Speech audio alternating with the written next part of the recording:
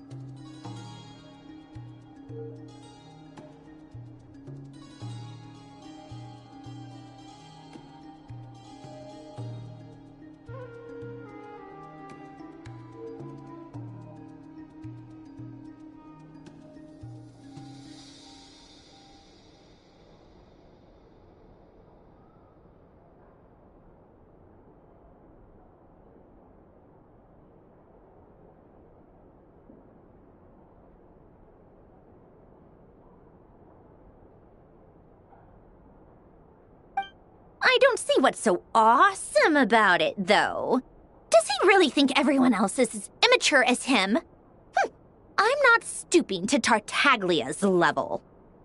I thought you might say that. How's your progress? Quite promising, actually. That alchemist Albedo gave me a few ideas. Remember how I asked you to look up some files for me? That stuff on the Nazi-Kreuz Institute. René de Petrichor and Jakob Ingold. Alain Guillotin despised René's theories and methods, but he never managed to come up with better alternatives either. So I adopted some of René's ideas. I thought Alain was like a father to you. He and René were mortal enemies, were they not?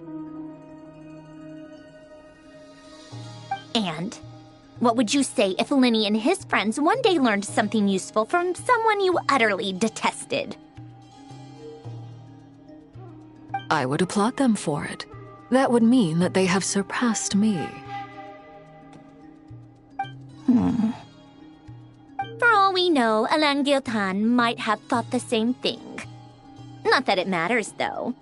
He's dead, and I'm alive. So it's my call to make. Once you die, it doesn't matter how great you were in life. Only the living get to decide what happens next. Hey, come on out. They're back. Huh?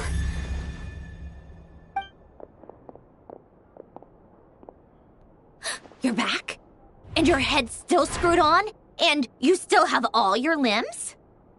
What does it look like? Way to keep your composure, madam. Excuse you. I am perfectly composed. Glad you're okay. Yes, it's a huge relief. Worry? Oh, yeah, right. You think we, the Fatui, were worried about you? We were worried sick. Hey! The Traveler and I were already friends. You are free to join this mission in whatever capacity you please, much like your tea parties. It's a laugh a minute with you guys. I must say, I was quite surprised when Mr. Albedo told me he would need no additional aid. We discussed this on our way back as well. I am rarely so unequivocal, but in this case, we had full confidence in Hat Guy. He said he knew what he was doing. Albedo and I pretty much had to just wait outside on standby. Meanwhile, Hat Guy broke into the energy field and rescued the Traveler solo. You didn't have to mention that. Well, I'm thoroughly impressed. You are a force to be reckoned with, Hat Guy. Is she back? Is she really back? Traveler! It's really you!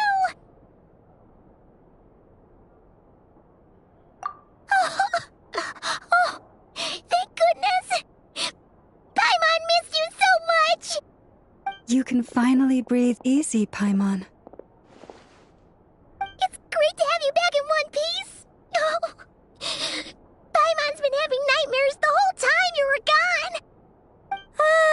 look at them. You know, once you reach my age, there's nothing better than watching a misty-eyed reunion between friends. It's nothing. Same goes when you get to my age, too. I bet Aino and Anefa would be tearing up as well if they were here.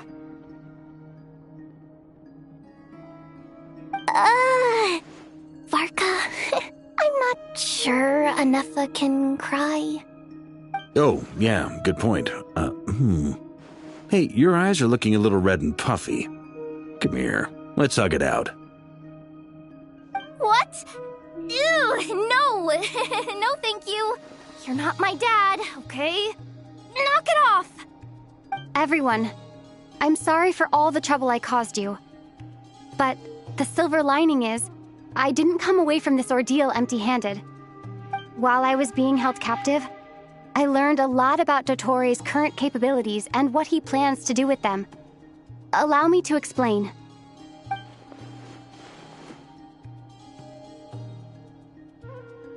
The three moon goddesses were even more powerful than we imagined. No wonder Dotori believes himself to be equal to the gods, maybe even superior.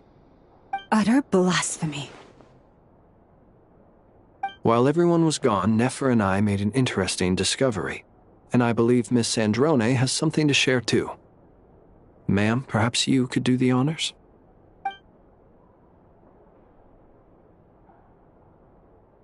Called it.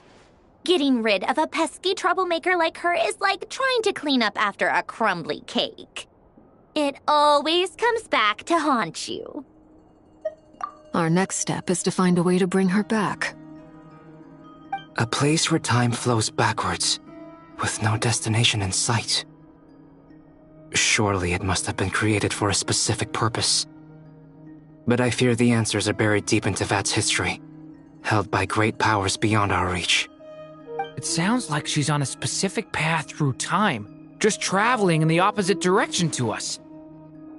The question is, where does that path lead? Or will it keep going to infinity? We considered that question as well. Strictly speaking, time is not infinite. Indeed not. Every road has an end. Nicole! You sure loved quietly sneaking in mid-conversation.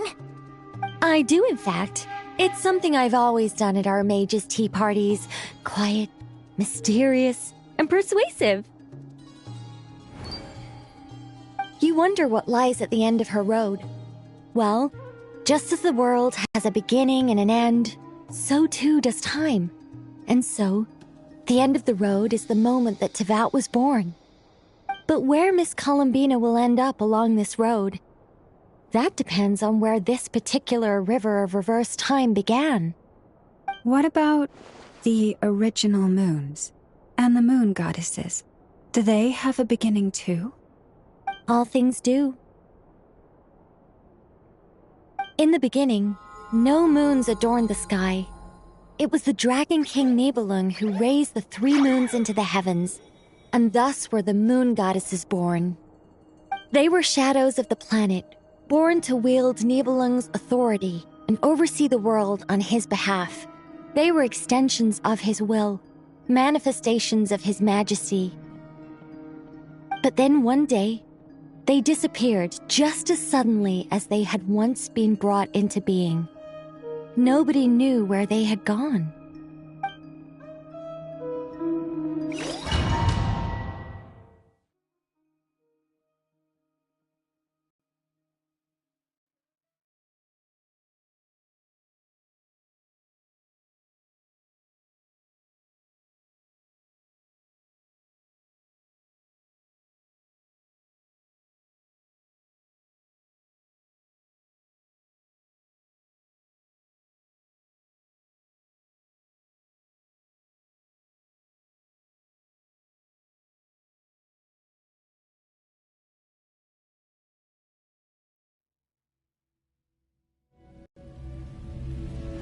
Like I thought, no more paths back to reality have emerged since.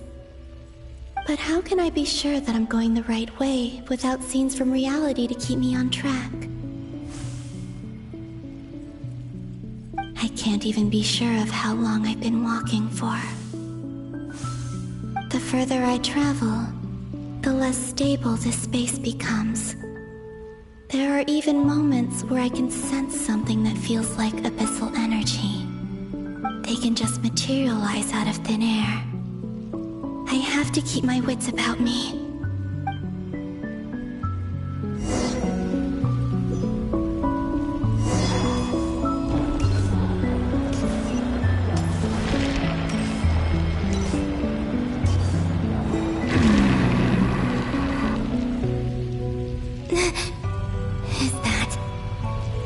Here of Solnari? I can't believe he survived. How did he do it?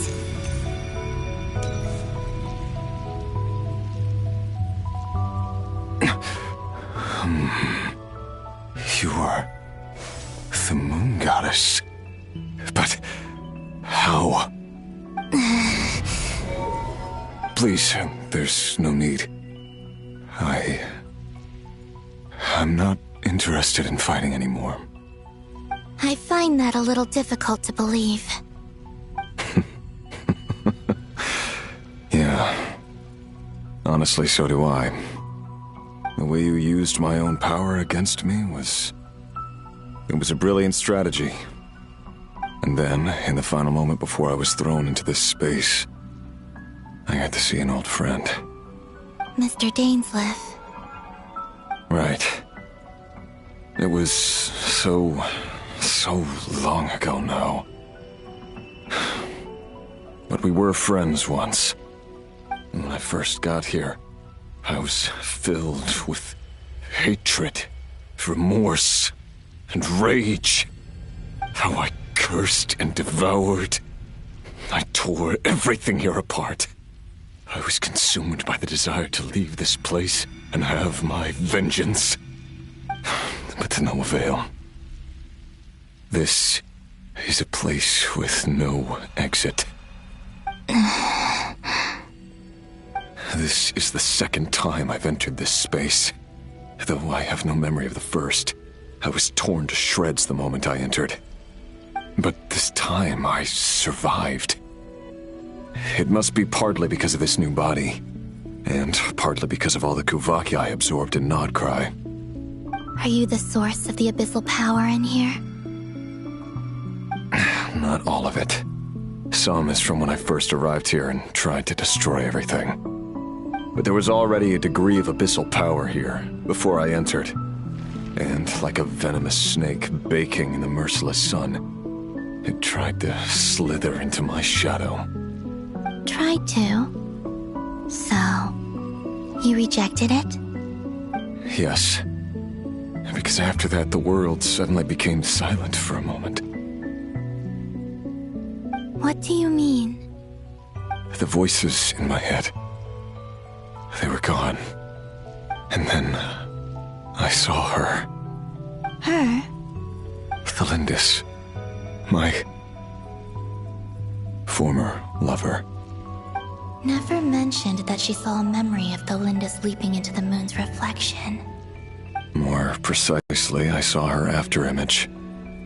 I'm sure the real her is long gone. She was just an ordinary Conrian. She couldn't have survived here for very long. Anyway, why have you come here? Didn't you know it was a dead end? If I hadn't escaped through the moon gate, my friends would have been in far greater danger.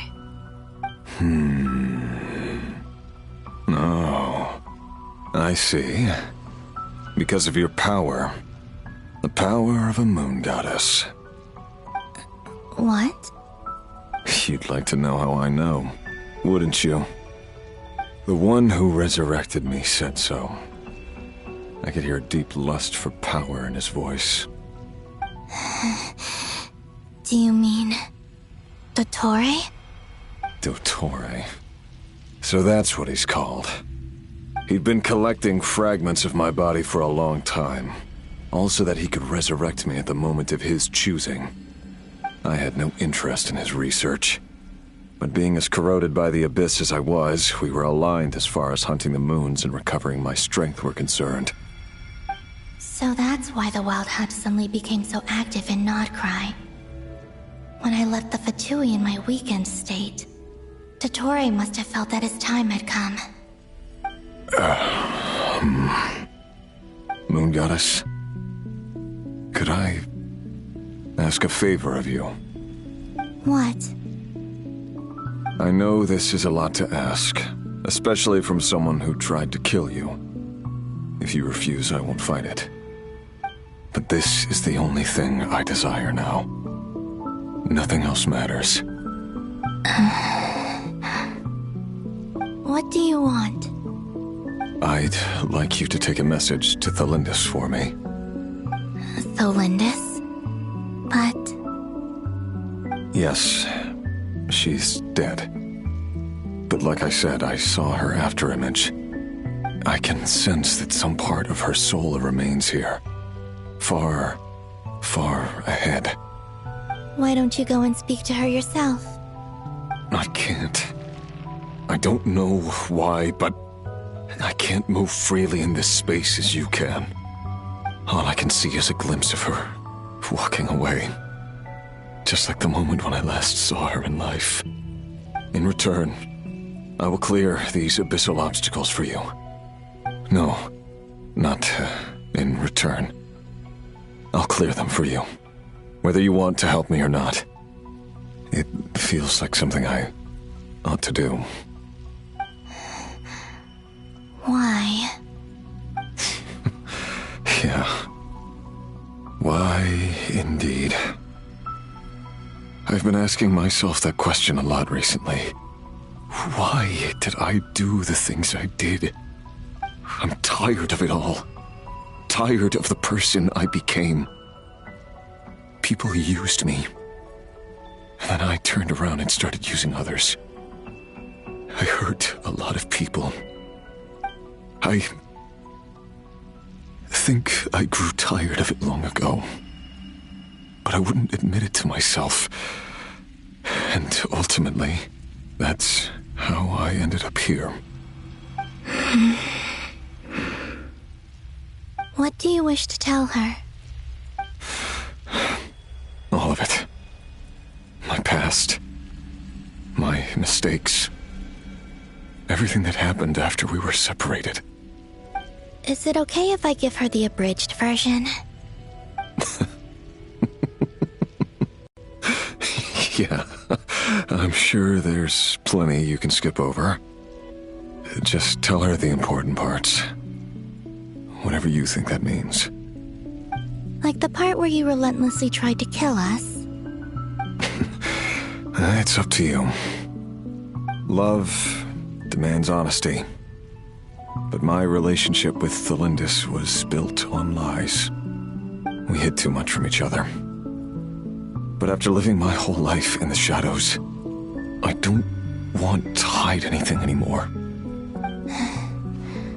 I will do my best.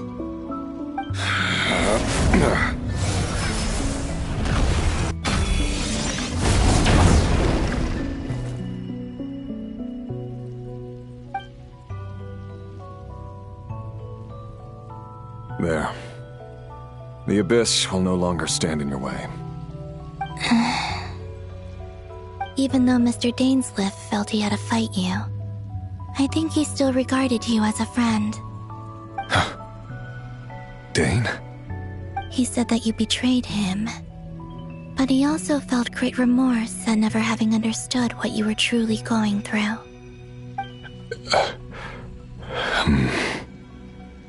Why tell me this? Because... if he'd known that someone could take a message to you, I believe that's what he would have said. Thank you. It means a lot. I know this will sound strange coming from me, but... don't die, Moon Goddess. I can tell that you're determined to get out of here.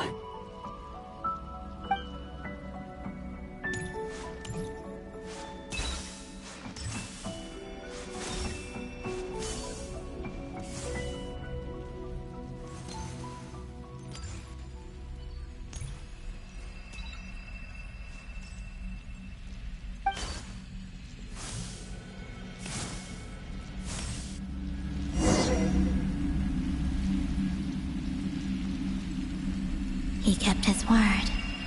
The abyss is no longer obstructing my path.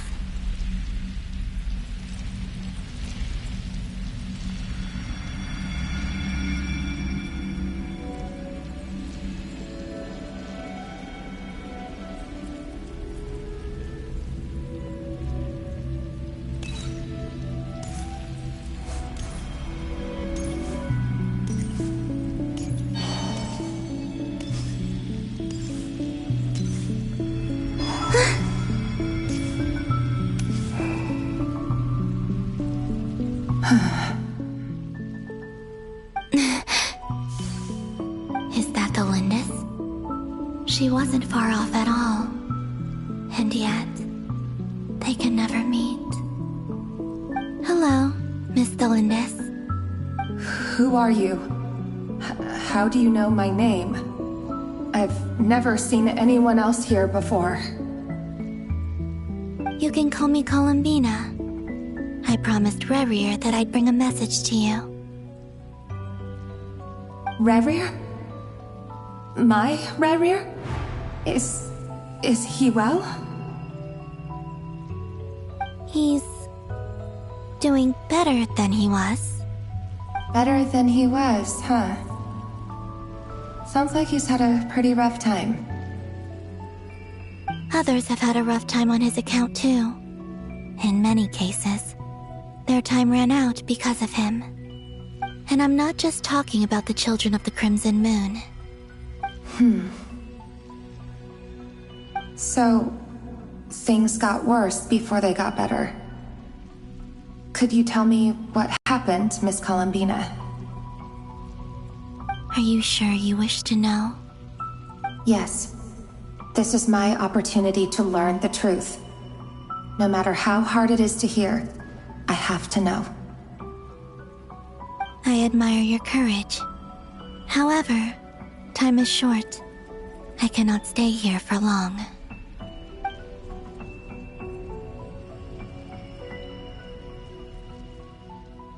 Rerir had seeds of hatred in his heart, and many people nursed them for their own ends. On some level, everything he did was to try and find a way to see you again. But in the end, he came to regret his mistakes. He wanted to apologize for hiding his past from you. Beyond that, he did not say specifically what it was he wished to convey to you. But I'm sure that you've always been on his mind. You are what has kept him going over all these years.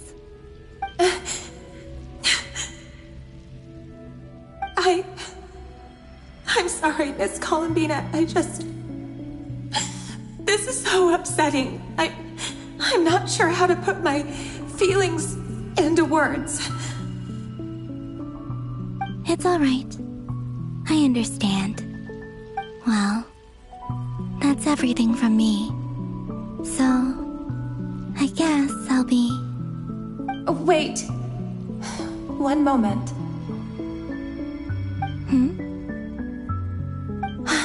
Time flows backwards here. The road ahead only leads further and further into the past.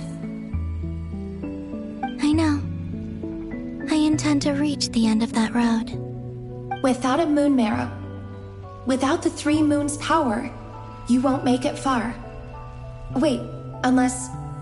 Are you one of the moon goddesses?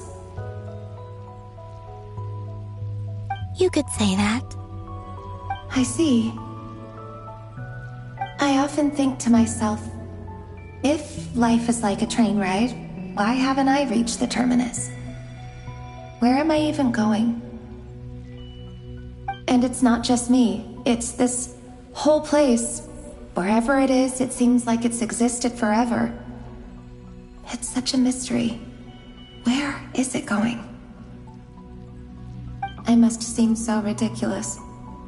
I can't answer these basic questions, and yet I jumped right in here without hesitating, only to be torn apart the moment I entered by powerful energy currents. Only my soul remains now. Thinking back, I was suddenly overcome with fear and terror in that moment. Perhaps I too became bewitched by the abyss.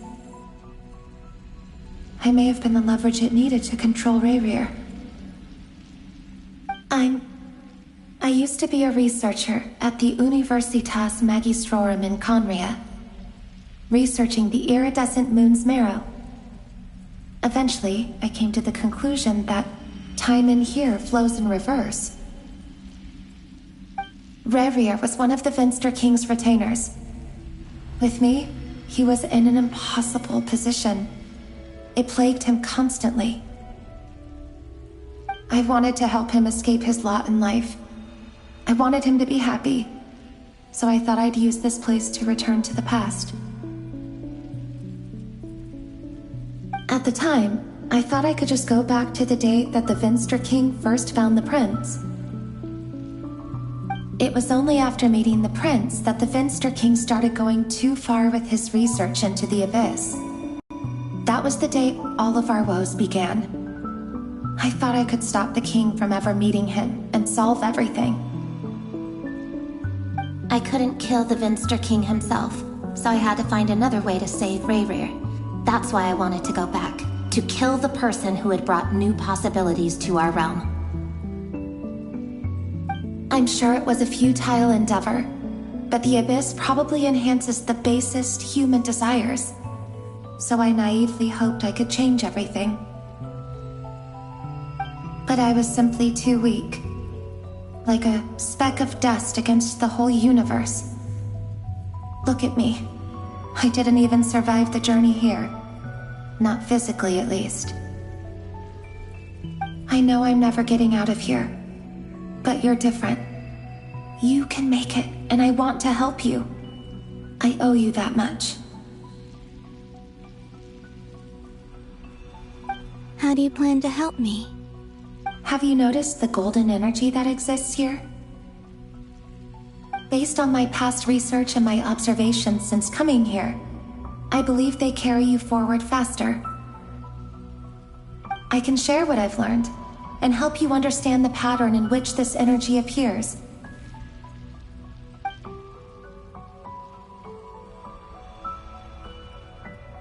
I think you just might...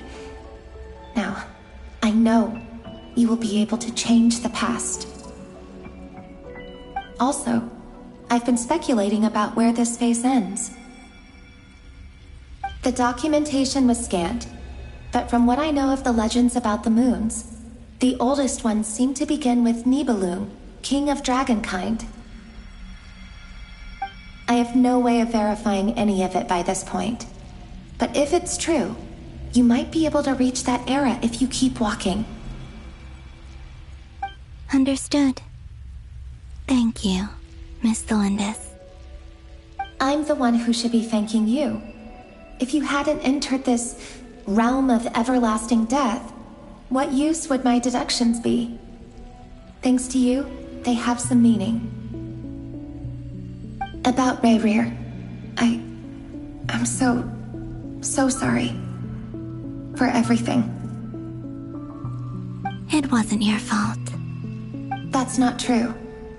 Because we both feared bringing trouble upon each other, neither of us ever told the truth. And that dishonesty sealed our fates. But enough about that. I wish you a safe journey, Miss Columbina.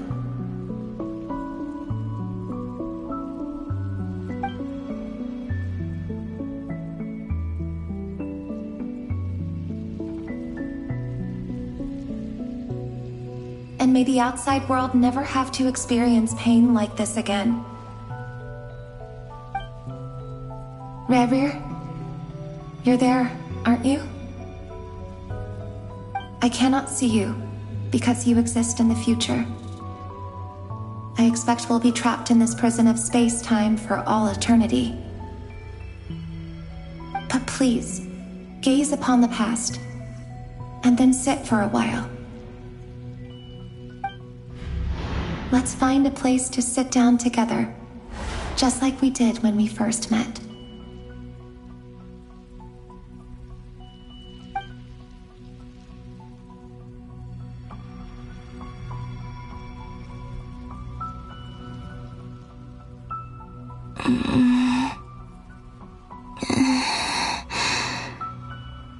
How long have I been walking? How much further till I reach the end? Is there even an end to be found? Everything's getting blurry.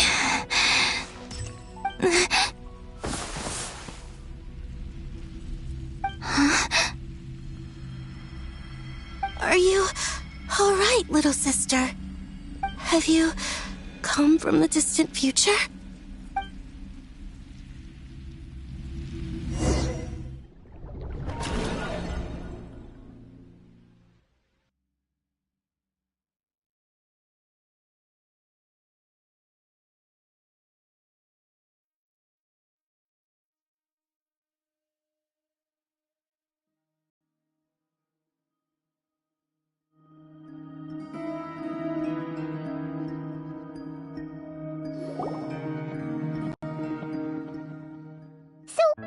How exactly did the moons just disappear?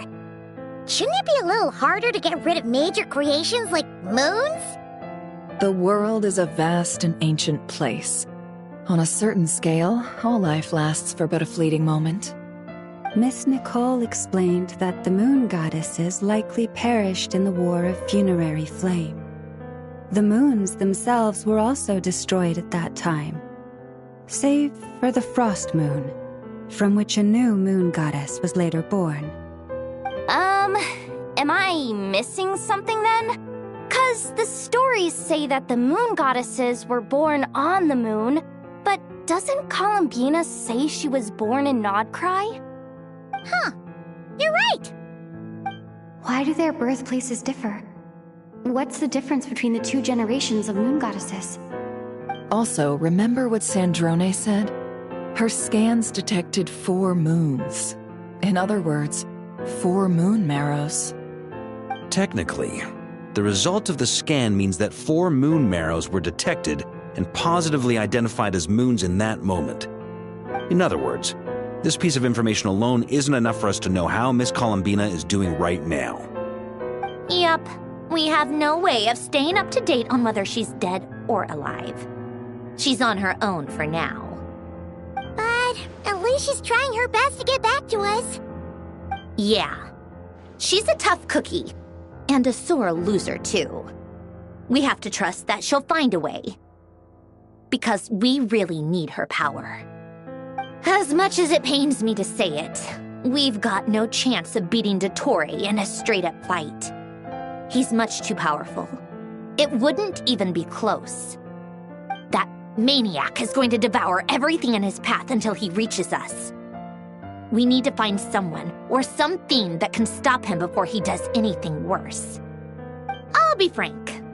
Our only hope of defeating this false god is with a real moon goddess on our side.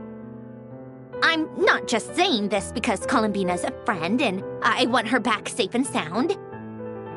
It's just the truth. And I know that even she was no match for him when he attacked, but I don't have a better solution. We're not giving up on saving her, whether she can defeat Dottore or not. Right. Don't worry, Miss Sandrone. We are all aligned on saving Columbina. No one's trying to argue that we can only justify saving our friend because it will help save the world. This is about multitasking. We want to save both. So, she's more than just a moon goddess to you guys? Absolutely. Duh! She's part of the gang! And you are too, you know. Yes, I know. You don't need to labor the point. I knew that the moment I came running over with my documents that I was part of the in-group. I mean, if Arlecchino can fit in, I certainly can. Anyway, as for how we get Columbina back, I've been working on it constantly. But I think I'm still lacking certain information about the moon. I'd probably get there if I could continue my calculations, but the problem is, I've run out of computing power. Computing power? You mean you need more energy? No, The issue isn't energy, it's processing power. There's so much data to get through that the whole process has just ground to a halt. That's a tricky problem. René de Petrichor of the NovaTsukimori Ordo once foretold the fate of the world. But I don't know how he did it. My guess is that he used the primordial sea's power. However, that won't work for me. His methodology was vastly different from my own. What's worse, they're incompatible. And, to top it all off, we can't even leave Nodcry. Ugh, this is so annoying. If I'd known we'd run into a bottleneck like this... Well, no, the design bureau's a bust as well. Curse that Dottore! Couldn't have made this harder for me if he tried. Oh, what do we do then? How about we grab a bite to eat and take a break? Maybe something will come to mind after you've cleared your head. You don't get it, do you? I'm trying to calculate the fate of an entire world here.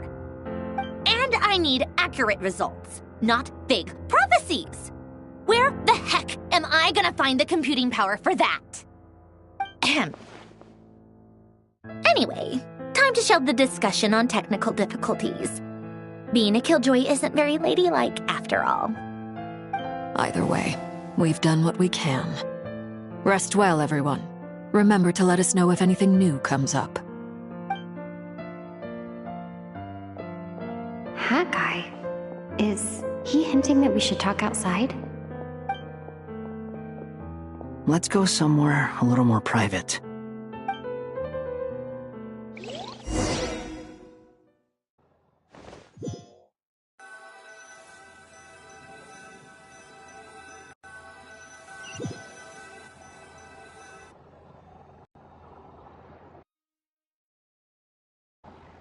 You know that Dori went back to Sumeru, right? She mentioned she was planning to head back. Things aren't looking good for Nodcry. She's gone to spread the word so that Sumeru has a chance to prepare for the worst. From what I know of Dottore, there are two possible reasons why he hasn't made a move yet. One is that he's still working through some kinks in his new powers. The other is, he wants to see how we're going to react. He'll easily devour everything eventually, so I guess he's in no rush to make it happen. The first false god he made was me. Now it's his turn. Even though my records were erased from Irminsul, Dottore's ideas haven't changed one bit. He once told me that becoming a god was like turning yourself into a hungry wolf or giant serpent to devour the moon. Clearly, he began studying the moon goddess's powers long before he even tried making a god. He's always wanted to get his greedy hands on divine authority one way or another. And in the end, he devoured the moon where I failed. In the desert of Sumeru, there is a chessboard built by King Deshret, also known as Al-Akhmar. I don't know if it was a real game, or if he was just trying to challenge his servants and citizens in some way. But creating games and setting rules, gods do that as a matter of course. That's the kind of power Dottore craves. Now he has the Trilunar Authority.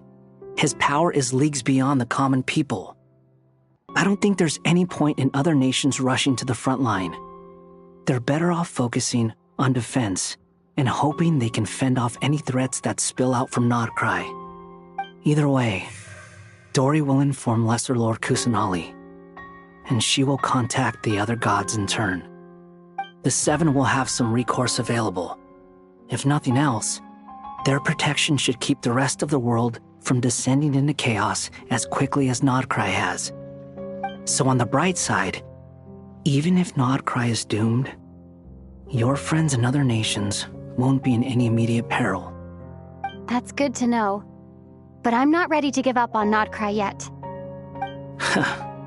There's a word for people who refuse to let anything go. It's called being greedy.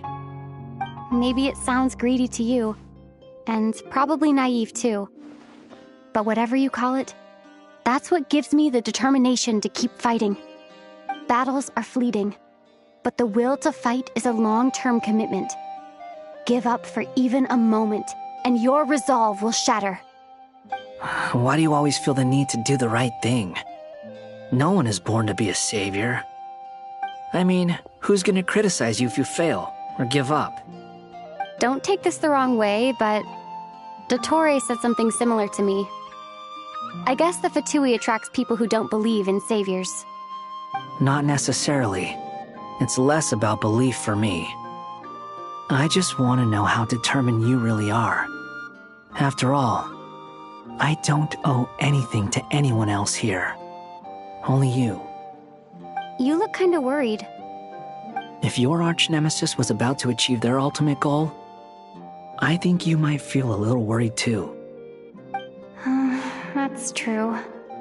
Dottore is about to become an omniscient, omnipotent deity. That's gotta be a bitter pill to swallow.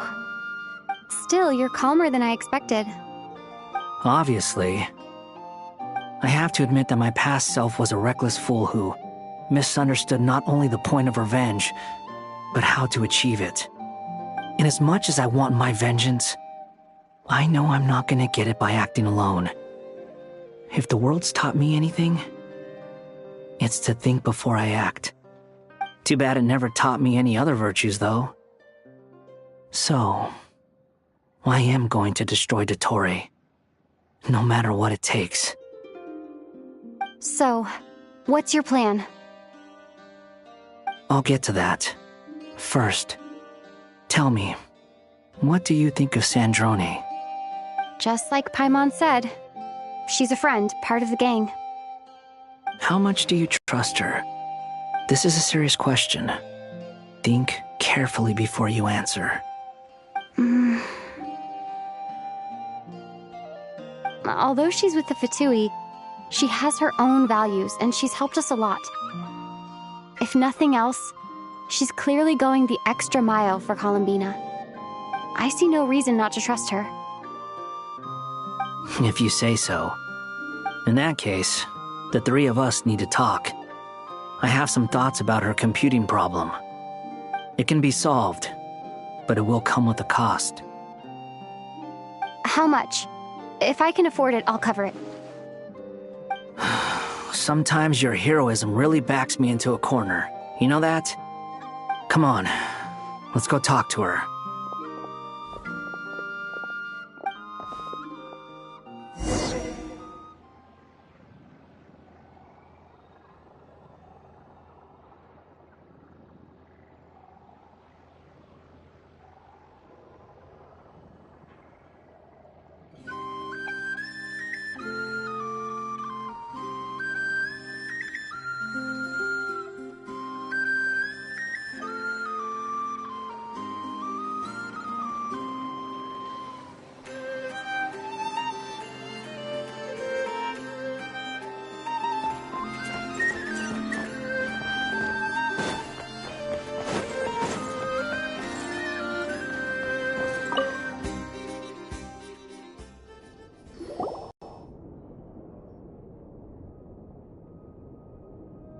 Miss Androne, Traveler.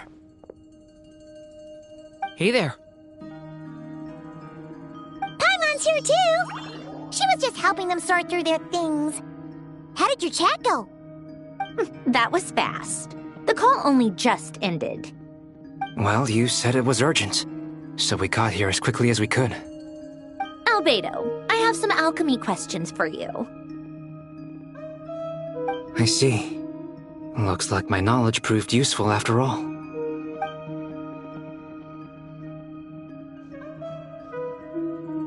If I might ask, what is the end goal for the modified formula you'll be using? I needed to predict the future of the entire world. But I've run into some teething issues since trying to implement Renee's theory of the 4 Orthants. I see. I'll have a look at it. Still, computing power is the real issue here. How do you plan to solve it? About that, it's been sorted. Oh, with the Traveler's help? Actually, you're not wrong. She found the person with the solution. Was it Hat Guy? Yeah, it was him. Wow! Go Hat Guy!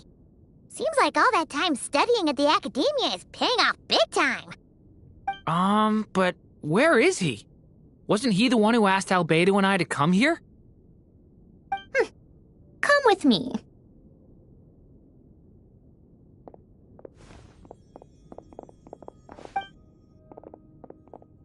Hat Guy? What's happened to him? Hat Guy! Can you hear us? No response. I guess he's in hibernation. Hat Guy mentioned that he was a puppet. It seems that his functions are currently shut down. I presume this has something to do with the solution to your computing problem. That's right. He and the Traveler came to see me. Wait, what? You have a solution?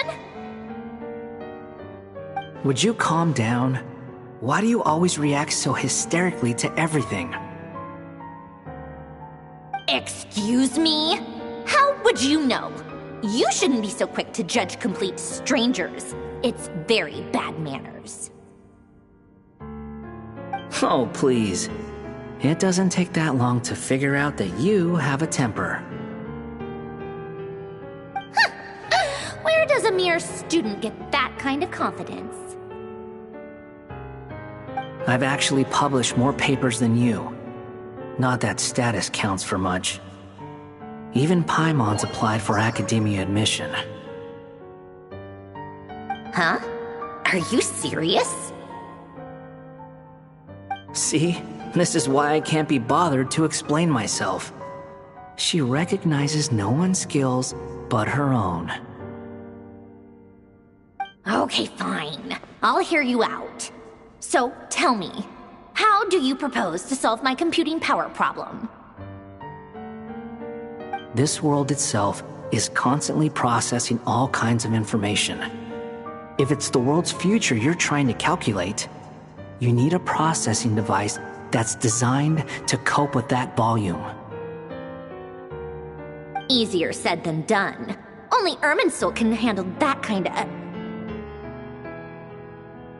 Wait, is that what you're suggesting? But surely we can't just plug my formula directly into the ley lines. You should be able to tell that I'm not human, right?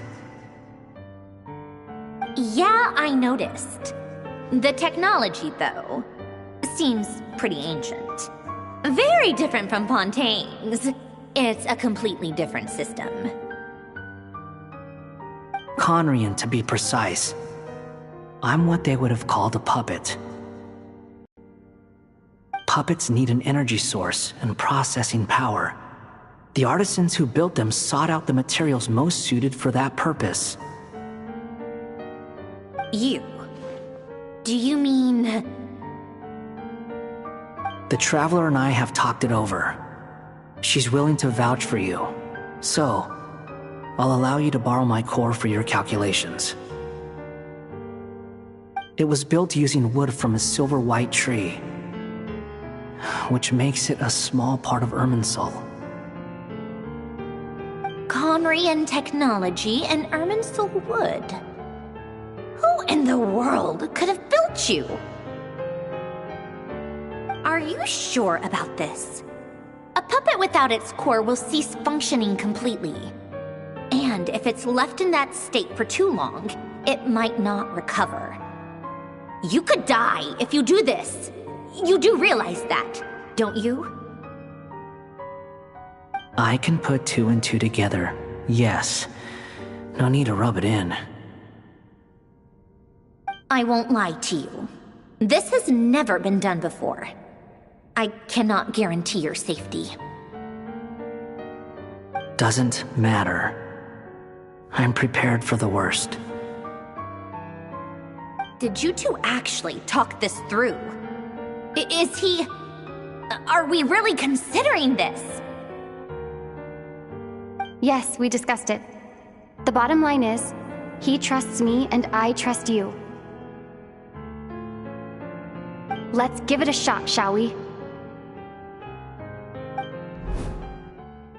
Honestly, I have no clue where this kid even came from. But for whatever reason, he lent me his core to use in my formula. I'm very close to finishing my calculations now, and the core is currently in use. So I'm sorry, but I can only show you a sketch right now. This is what the core looks like. A silver-white branch. It certainly matches the legends told about Irminsul. Is Hat Guy gonna be okay? He's not gonna die, right? Right? In theory, he should be fine. As long as we put his core back in time. Beyond that, all I can say is that I'll try my best to avoid risk and make sure the core doesn't sustain any damage. I think I know why you called us here now. Someone needs to watch over his body and make sure it's protected until the process completes. Correct. He said that the only ones he trusts here are you two, and the Traveler. And the Traveler will have other work to do.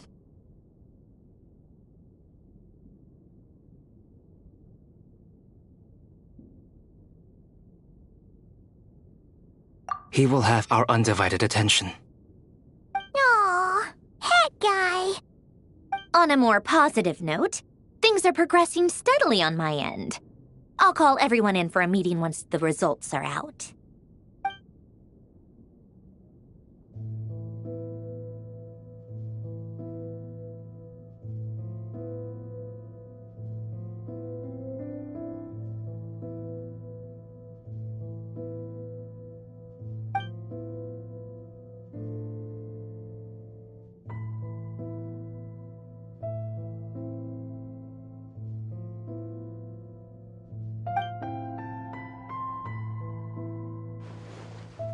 The worst-case scenario with the core removal is either a system reset or a total loss of function. But I'm not afraid. A quiet death should have been my fate long ago. A core is completely different from a heart. It's like another vital organ entirely. I never believed it could be a true replacement for what I sought. But in the end, it turns out the core was more useful to me. Pretty funny when you think about it. It's like the punchline of my entire life. Do you think there's any difference between a puppet and a human? If not, then this would just be another samsara. I have already experienced both a past life and a next life. Part of me wonders whether I'm only capable of making this decision because I've become a real human. What's with that expression? Isn't this a good thing?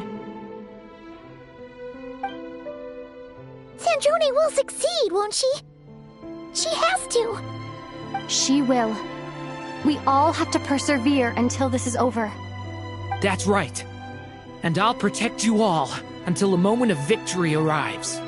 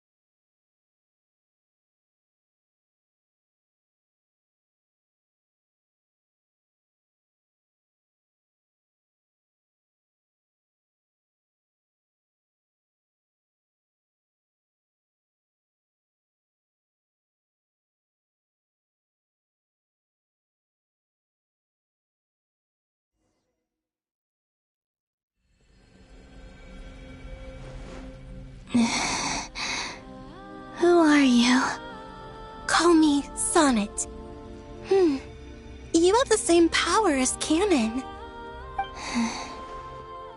Sonnet. So, you're the goddess of the iridescent moon? Oh, goodness. You recognize me? Well then, what's your name? Columbina. Columbina Hyposelenia. Hyposelenia? What a lovely name. Did you choose it yourself? It was a joint effort between me and my friends. Friends? You mean your friends in the heavens? Huh? Oh, sorry. You must be exhausted. I apologize. Hang in there. Let me introduce you to my older sisters. Do you mean the other two moon goddesses? Arya and Canon? Wow, you sure know a lot.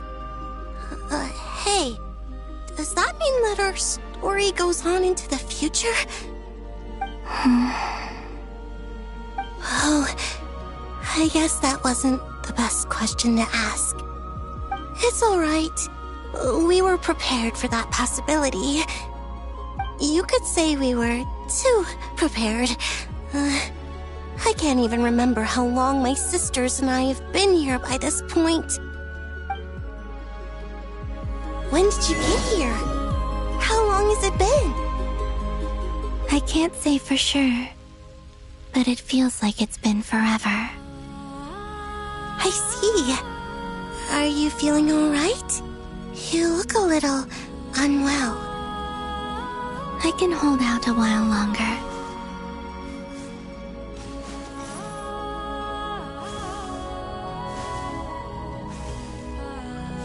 We don't have far to go.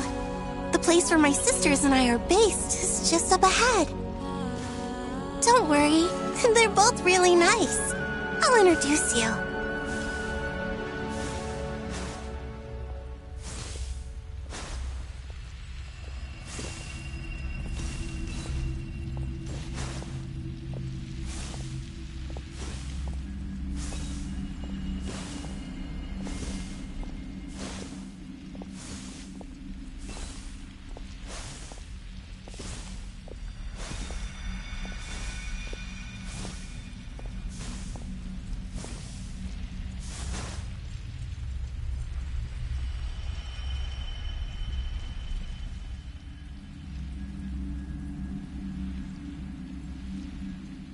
Sisters! I'm back!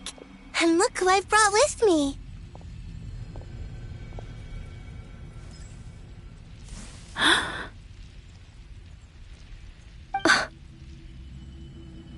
It's our lovely little sister, born in the far future.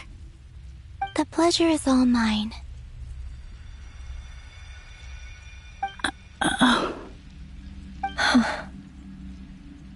Allow me to introduce you to Columbina Hyposelenia.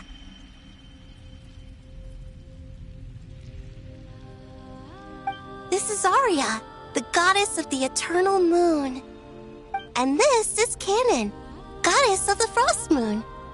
Canon, don't you think Hyposelenia's power is similar to yours? Hello, Columbina. I apologize for our startled reaction just now. And please, forgive our little sister if she's been annoying you. She tends to talk a lot. It's fine. You seem shy. Don't worry, Columbina Hyposelenia. No one can hurt you here. Could you tell me where here is? Please. I must know.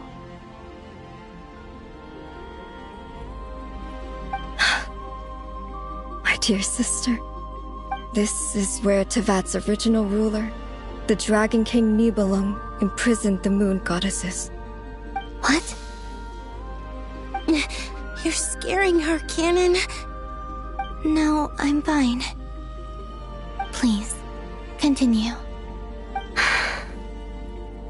Nibelung, our original master, created us in the distant past to maintain Tevat. But he left this world and traveled into the dark universe beyond, to explore worlds vaster still. Day and night, we fulfilled our duty in the heavens, until the day that the first descender arrived. The great ruler of the firmament. The heavenly principles. Is that what later generations call them? I see. But we did not reject them at first, nor did they seem to harbor ill intent towards this world. We coexisted in peace. They were like a guest in our home. Slowly, however, we came to realize that our guest had a growing desire to change and dominate the world. And you didn't stop it? No. There was an order to the rules they set up that Nibelung never taught us. We wanted to know if this order would bode good or ill for Teyvat.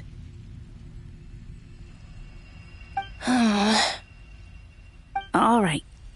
Canon and I wanted to know. Sonnet was against it from the outset. Later, we discovered that this great ruler of the firmament bore an almost paranoid hostility toward the desire of certain life forms to seek power. Or perhaps they feared them. They would even cast down celestial nails as manifestations of their power, to punish the civilizations of the world below. Only this was far beyond mere punishment. Right. Their rules brought order, but the price people paid for merely testing the limits of those rules was far too great. I did everything in my power to help the punished escape catastrophe, but still, too many lives were lost. The ancestors of the Frost Moon Scions were some of the ones you helped. But just when we had decided to take countermeasures, the Dragon King, Nibelung, returned. And so began the War of Funerary Flame. So, that's the name the world gave that war in the future. Well, who won in the end? As far as I know, the Heavenly Principles won, although it came at a great cost. They remained in Teyvat, where they continue to rule to this day. And the world's original master, the Dragon King Nibelung, was destroyed. And what of the moons? Are there still 3 moons in Teyvat's skies? You can tell us the truth, Columbina. We know we are but remnants of a bygone age. We are prepared for the answer. Only the Frost Moon remains.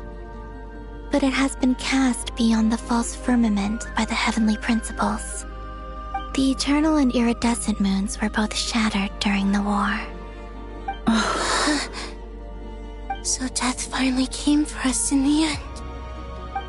Sonnet.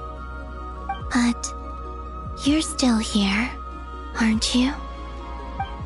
A moon goddess cannot live without her moon, Columbina. She's right. That's why I began to disappear. Because the Frost Moon is cut off by the false sky. How much worse it would have been if it were outright destroyed. Our souls may endure within this lunar palace, but if our moons are destroyed, then we shall disappear the moment we depart from it. I'm sorry. There's no need to apologize to us, dear sister. If anything, we owe the world an apology. If only we'd decided to act sooner, rather than arguing amongst ourselves. All the more reason not to spend this time in regret and repentance. Instead, we should focus our efforts on how we might help our future sister. Sorry? Don't you see, Columbina, your story is not yet over. Is that not why you are here?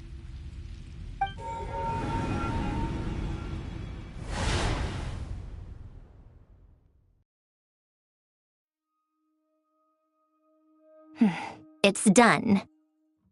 Initiate numerological array. Continue running primary process. Calculate the world's fate through extrapolation, and identify nodes of potential change. Secondary process, scan for moons. Still 4. The number of moon marrows hasn't changed. Wait, let me think. Is it possible that there's something I've been misunderstanding about the moons all along? Variables. Variables in the world. I know where potential variables within the world come from. So what about the moons? Are there any variables there? Like their life or death, for instance.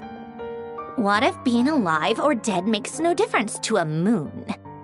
But that's so strange. Even immortal gods can die. Why would the moons alone be? Wait! I've got it!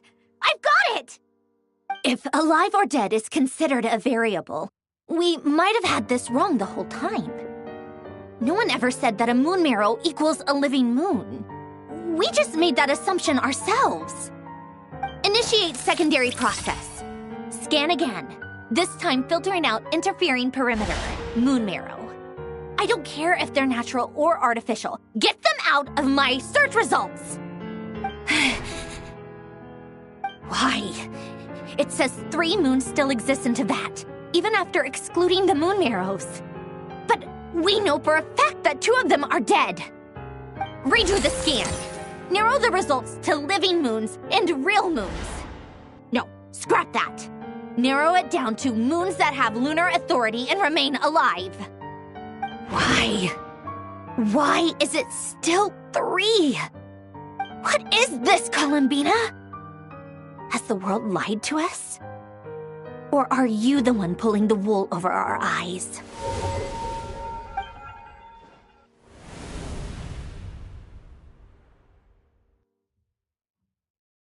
So, you think that the moon's reflection might be where Nibelung imprisoned the 3 moon sisters? Yes, it would explain a lot, such as why that space would respond to a moon goddess's power, opening the moon gate at her command. It would also explain why Miss Columbina has been unable to leave, and why time flows in reverse there. In the messages she sent, Columbina promised us she'd find a way to return, but we have no way of knowing how, when, or where this might happen. The fact that she still has yet to reappear in this world indicates that returning from that place is no easy feat. We cannot afford to simply wait for her.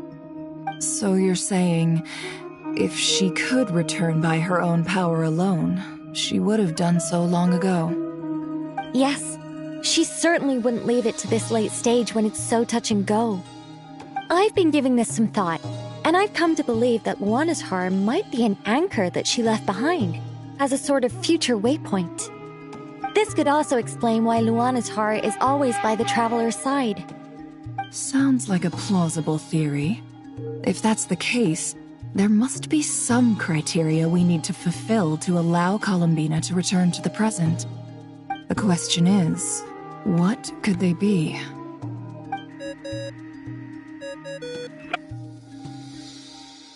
Hello?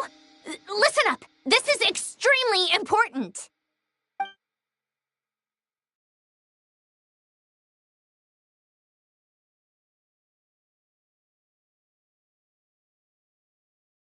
Not only is Columbina alive, but she may well exist in a form unimaginable to us. I'm still unclear on the details, but she's done something truly inconceivable in the past. And the clue to what she's done lies in the moon and Teyvat sky. Truly amazing. Oh, I'm so delighted for her. I'm sure we all feel the same. And I'm sure Columbina is ready to get back here and fight by our side. I'll keep my calculations going and try to find some way of coordinating with her. But that's not an excuse for everyone else to slack off, okay? All of you had better keep trying to think of solutions. How can the dead moon still live? And Luanatar...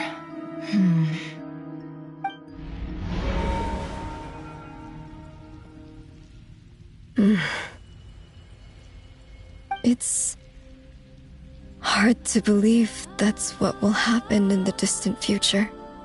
Our authority is linked to the most fundamental rules of Teyvat.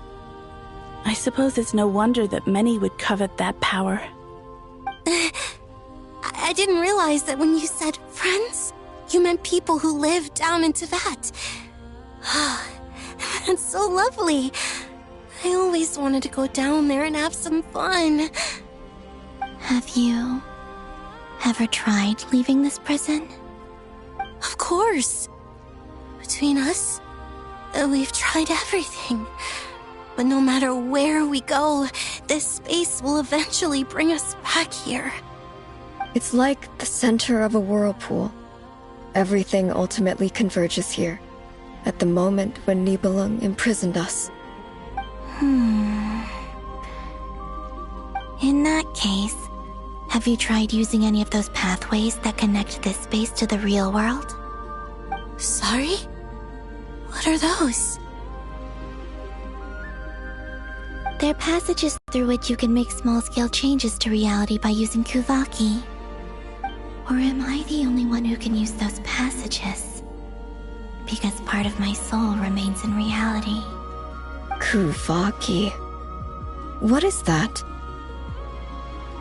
You don't know? It's a unique kind of elemental energy found only in Nodcry, the land from which the moons arose. Oh. Well, it's true that the moons first rose up from the part of Teyvat you say is called Nodcry. But there is no difference in the elemental energy between there and anywhere else. What? Could you show us some of this Kuvaki hyposelenia? Maybe if we see it, it'll make more sense. Okay.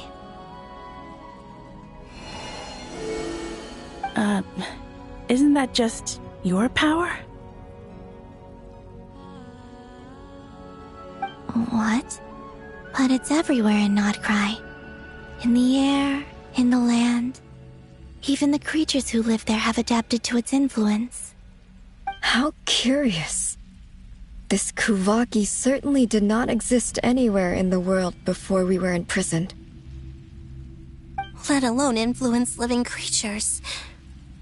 So, how exactly does it affect them anyway? Can they float in the air like us? This is so strange. Why would their reality differ so much from mine? Columbina, you're looking for more than just a way out of here, aren't you? Yes. If I am to help my friends, I will need tri-lunar authority on par with that of our foe. You mean... you'll need our power? This sounds extremely risky. The Three Moons' powers are not mutually compatible. Concentrating them into one goddess will be a very painful process. And if anything goes wrong, it could tear you to pieces. I know. But I'm willing to take that risk. Even so, let's say we successfully transfer our authority to you. How will you take it outside this prison? Nibelung constructed this realm specifically to prevent us from using our powers to interfere in his war. No moon goddess can leave this place alive. What if I don't leave alive?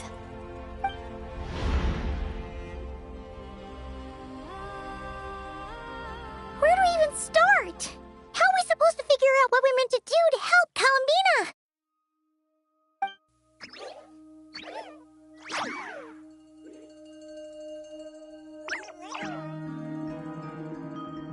Columbina, what do you need from us? If she really got to the beginning of time in there, how do you think she'd leave us a message?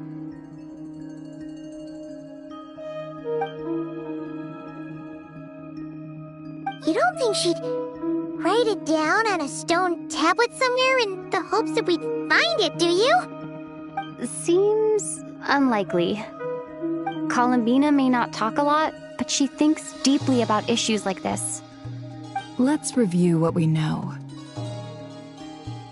This is the Columbina who fought alongside us against the Reikir of Solnari, and with whom we celebrated Moon Prayer Night.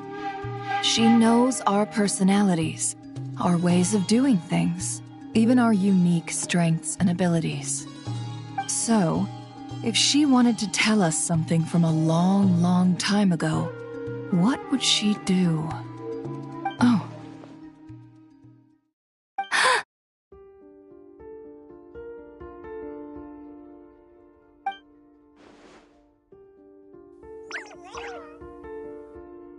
Traveler, you once said that those golden ripples also appeared when Luanatar was born. What if Columbina left Luanatar here, not just as an anchor to the real world, but for some other purpose? If she is part of Columbina, and Columbina knows that I can see past events through her... Oh yeah! Like when you peeked into Rarer's past through his heart! Nefer, wait! If you're right about this, and you can really see past events through Luanatar, your eyes, they'll... Oh, I know.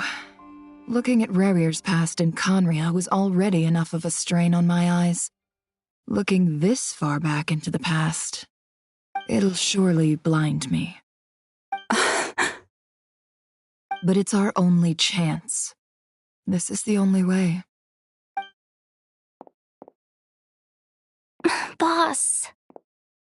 We spoke about this once, a long time ago. Do you remember what I said, Yehoda? The day I lose my sight, the Curatorium of Secrets will be yours to run. But... What's wrong? I'd be overjoyed if I were you. This day's come a lot earlier than either of us expected. I need to know you'll honor our agreement, Yehoda. Promise me. Yes, Boss Neff. I promise. Are you sure you don't want some time to think this through? What is there to think through? I should have gone blind after our battle with Rerir. Frankly, it's almost criminal that I got away with it for this long. Then at least let me take some precautions on your behalf. And if you really do lose your sight, I'll visit your office every day and make sure you're well looked after. Oh, please, anything but that. I was actually ready to go through with this. Are you trying to scare me into backing out? As if I could ever scare you. I'll assume you're just joking to calm your nerves. All right, enough chit-chat. Let's do this.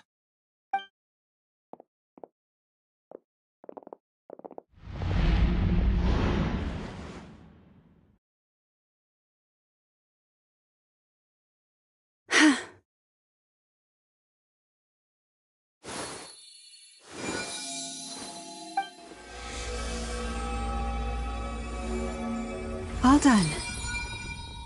Good. Now give me some space.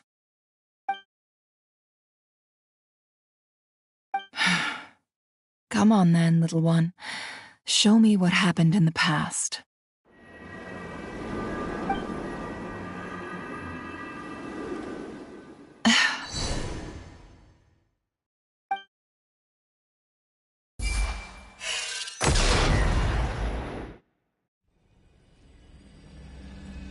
Between the Trilunar Authority, Kuvaki, and the sole-surviving moon, the Frost Moon, I think I might know how to get back.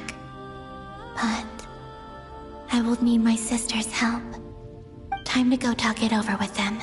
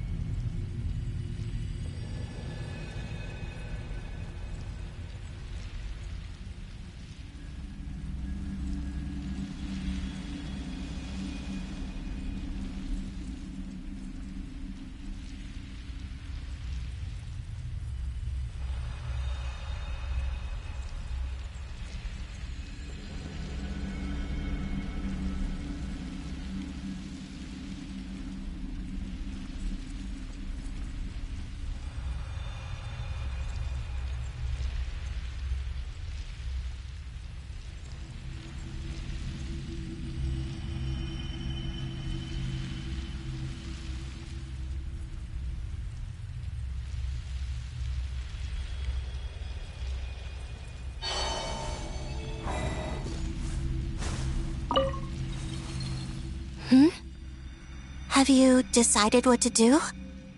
I hope it's not too dangerous. You really scared me when you said that thing about not leaving here alive. Come on, let's go find the other two.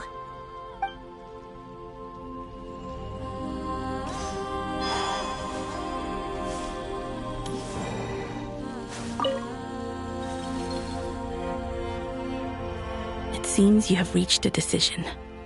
I'm all ears. What do you propose?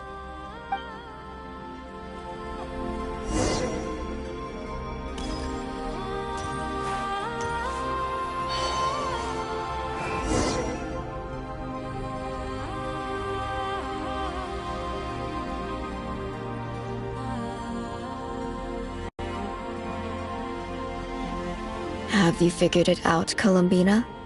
Tell us, how do you plan to leave this place? I intend to die here, in this moment, and then be reborn in the future with the help of my friends. What? What are you saying? How can the dead be reborn? And how will you inform these future friends of your plans? You can't exactly leave oracles. Nothing can escape this place. Not a single ray of moonlight. And even if you found a way, what if they never find the message you left for them? You'll... No, that won't happen. Come again? They will find my message. I'm sure of it. I'm not following. How exactly will you achieve this? It's quite simple, really. First, I will leave my soul here.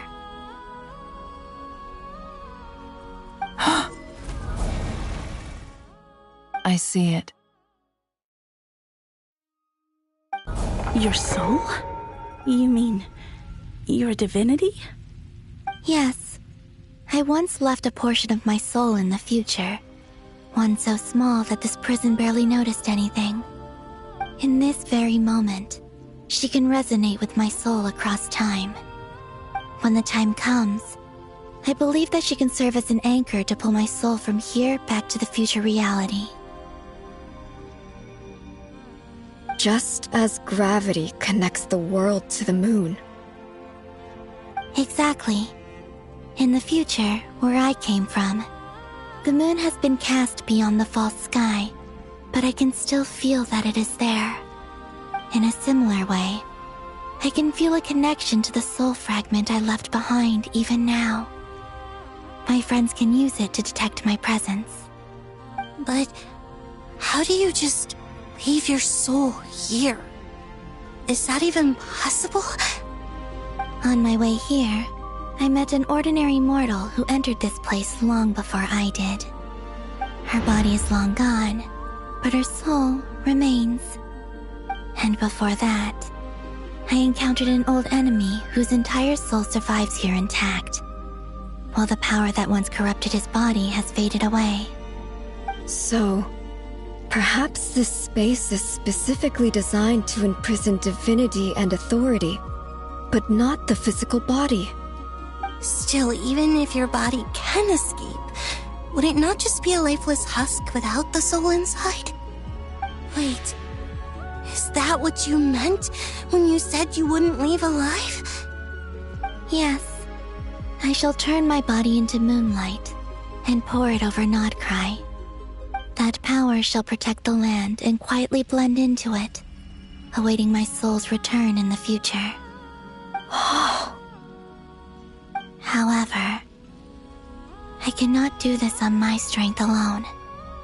I would need your help to do this, so I'm humbly asking for your assistance. Oh, dear sister, you need not be so formal. As I said before, we are but remnants of a bygone age. You, on the other hand, were born alone in that distant future, and you have walked a long and lonesome road since then. How could I bear to let your story end here in this dungeon? Don't forget, we are your sisters, your family.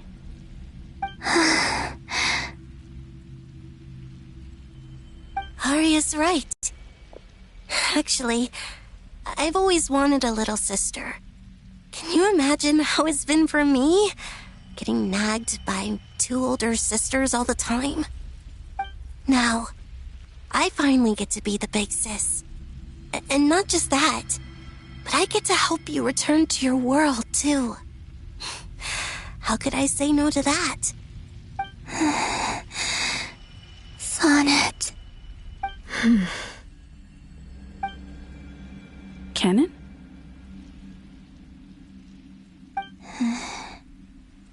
I'm sorry. I know this is a bold request. The Frost Moon is rightfully yours, and it remains intact. Oh, no, please, don't misunderstand me, Columbina. I was just thinking back on the years that the 3 of us once spent together. You cannot imagine how happy I am to hear of the future world you describe. The Frost Moon Scions, your lovely, kindly friends. For the 3 of us, whose purpose in life was to maintain the peace in Teyvat, it is a great relief to know that the people of this world live in such an abundant future. If your plan can save them, and save Notcry, I will gladly give you all that I can. Besides, the 3 of us have been together since the day we were born. I could never abandon them to live on alone without them. Canon.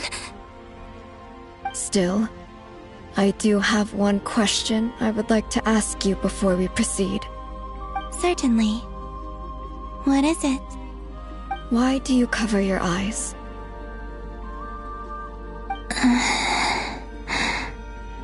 Yeah, I was curious about that too. But it seemed personal, so I didn't want to intrude.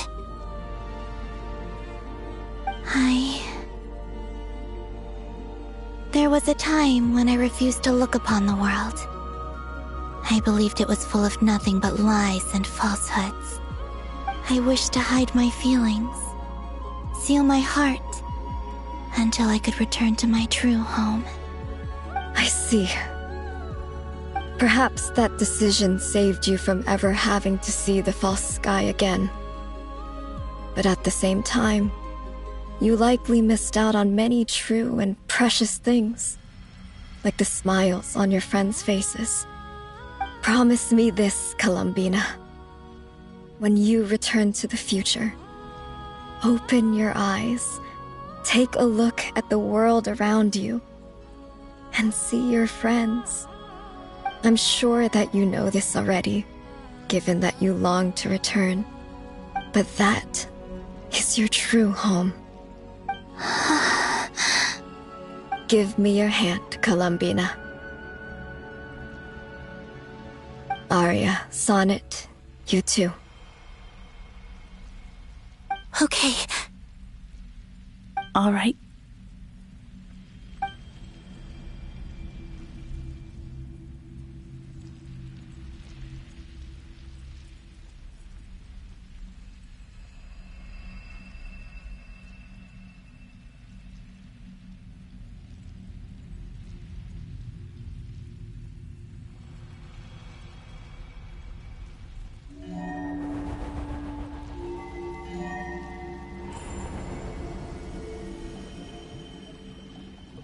We once were the song sung for eternity, but now it is you who must continue to sing.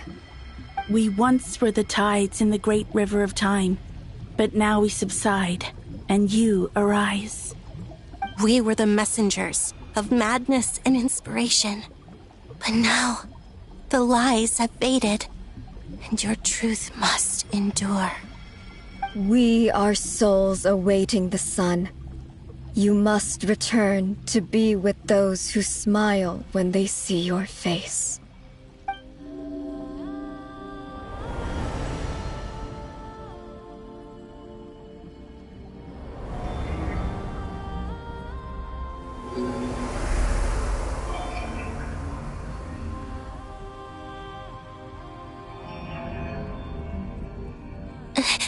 Is it done?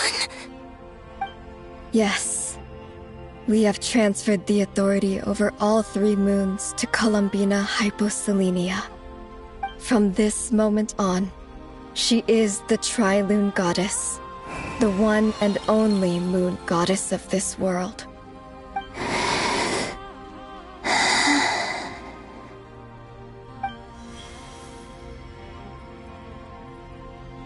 Thank you. Thank you, my sisters. Now go, and do what you believe is right, Columbina Hyposelenia. Be aware that we cannot grant you the power of the 3 moons beyond these prison walls. The conflict that arose over their remains following our disappearance will still take place. I understand. Sisters, oh, my body. It feels... Now that we have given up our power and authority, our bodies are merely mortal shells. This prison is dissolving them as we speak. It's okay, Sonnet.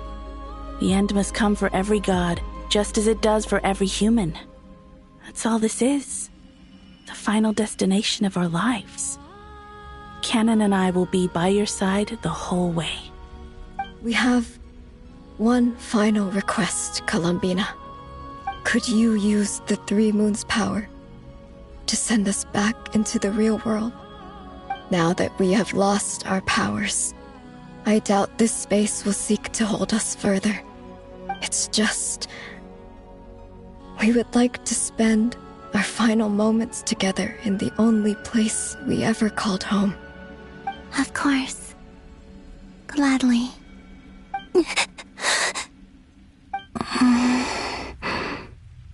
Sonnet? Yes? Don't... I wish I could tell her not to give in to the abyss. Not to be afraid. But is this really what I should say at this moment? Don't forget. I'm so glad to have a big sister like you.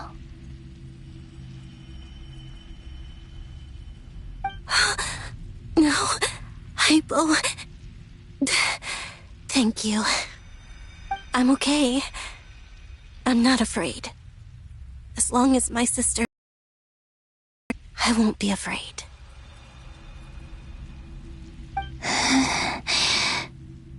It looks like this is goodbye, sisters. Goodbye, Columbina. Take care of this world in our stead. I will.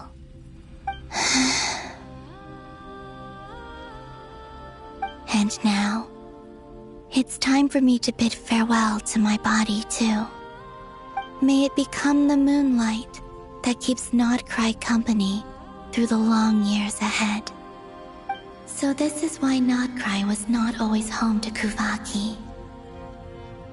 It only appeared after I poured my body out upon this land, and only this land. Kuvaki responds to me because it is me, my body, answering the call of my soul. And the golden energy I've encountered on my way here was, in fact, that very soul, which I am about to leave here to guide me.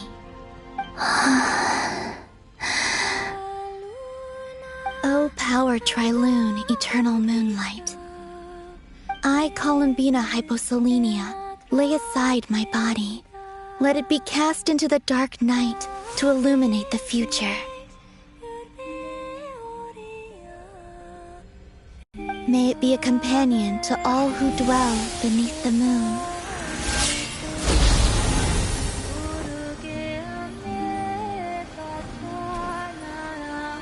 Until the time comes for me to return home.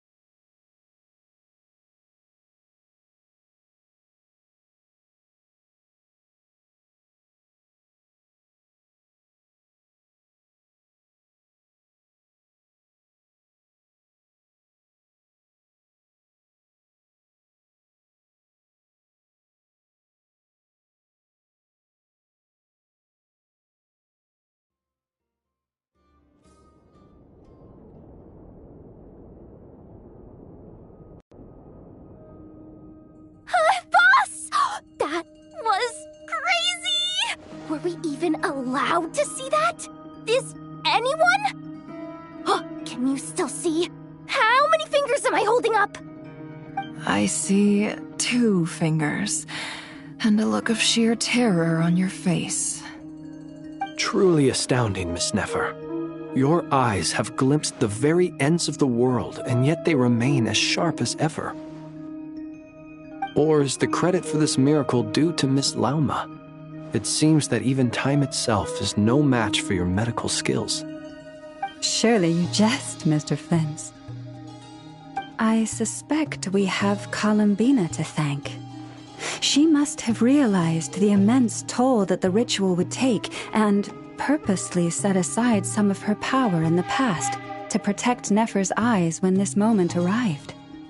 There is always a great price to pay for witnessing the truth, but it seems that this time, Columbina has shouldered that burden on our behalf.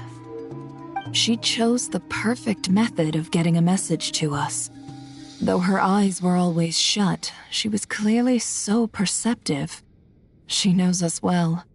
She knew exactly how we would think and what we would try. Despite being separated by time and space, we're seeing the same possibilities and seizing the same opportunities. We still don't even know if she's okay right now. But as long as there's a chance we can do something, we'll fight to make it happen.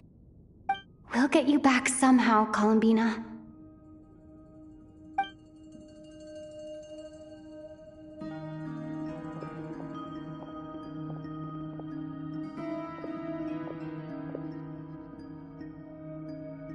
Well, based on the information we now have, let's figure out our next moves. Thanks to these gentlemen, we have a much clearer picture of the situation with Dottore. The civilian population has been moved to safety, so we no longer need to hold back. Miss Androne, how are the calculations going? So far, so good. I'll keep seeing how far I can push the system, though. Can't have Hatman being powered down for nothing. There's still a long road ahead. Where should we begin?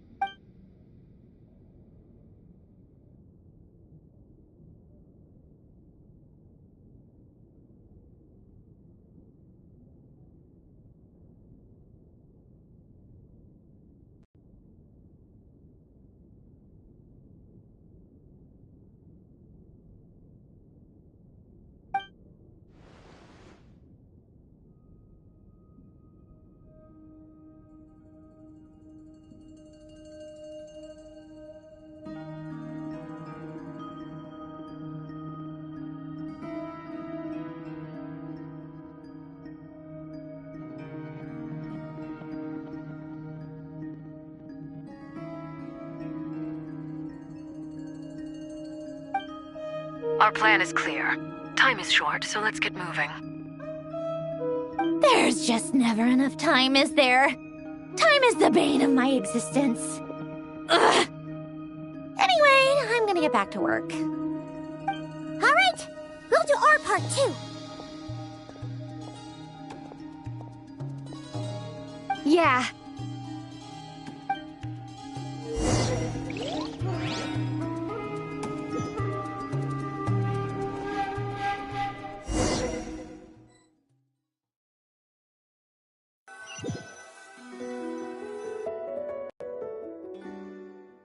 Albedo's theory says that elemental energy can dilute the light realm's power. But I'm no expert in building elemental defenses. Sounds like something out of the advanced elemental theory section of the library. Whew.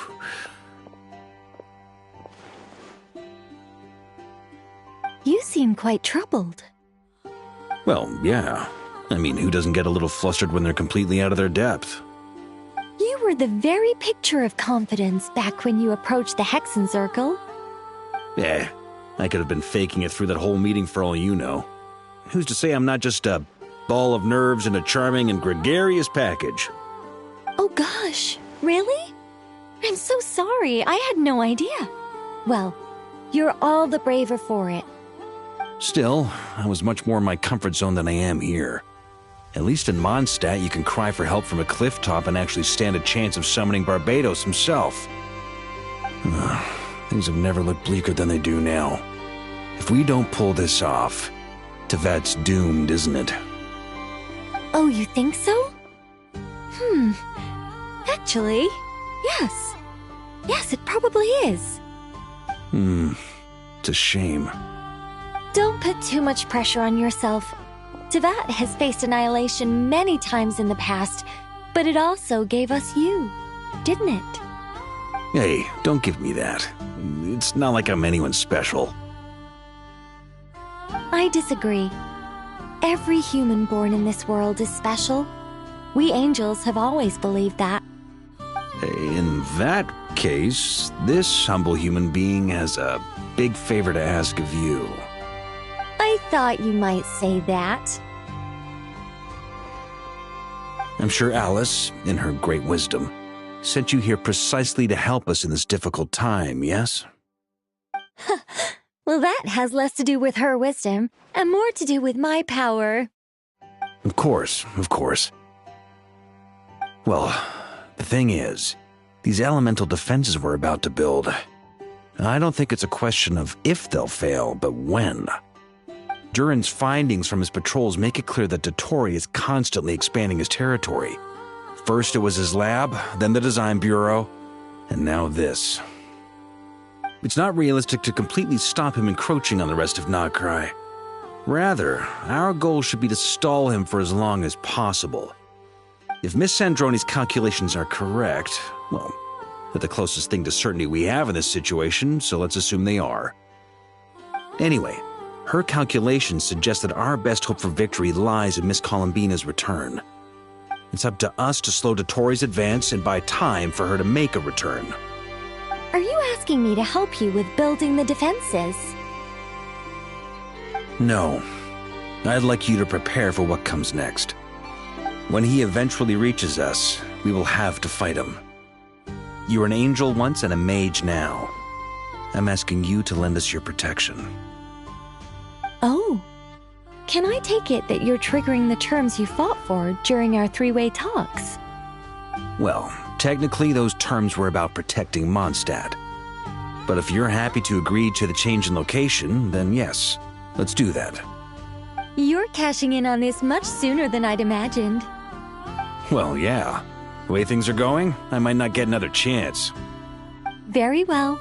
The mages have heard the knight's plea, and we will respond. To tell the truth, Alice and I had already discussed how we might help you all, so I didn't come empty-handed. I always like to be prepared.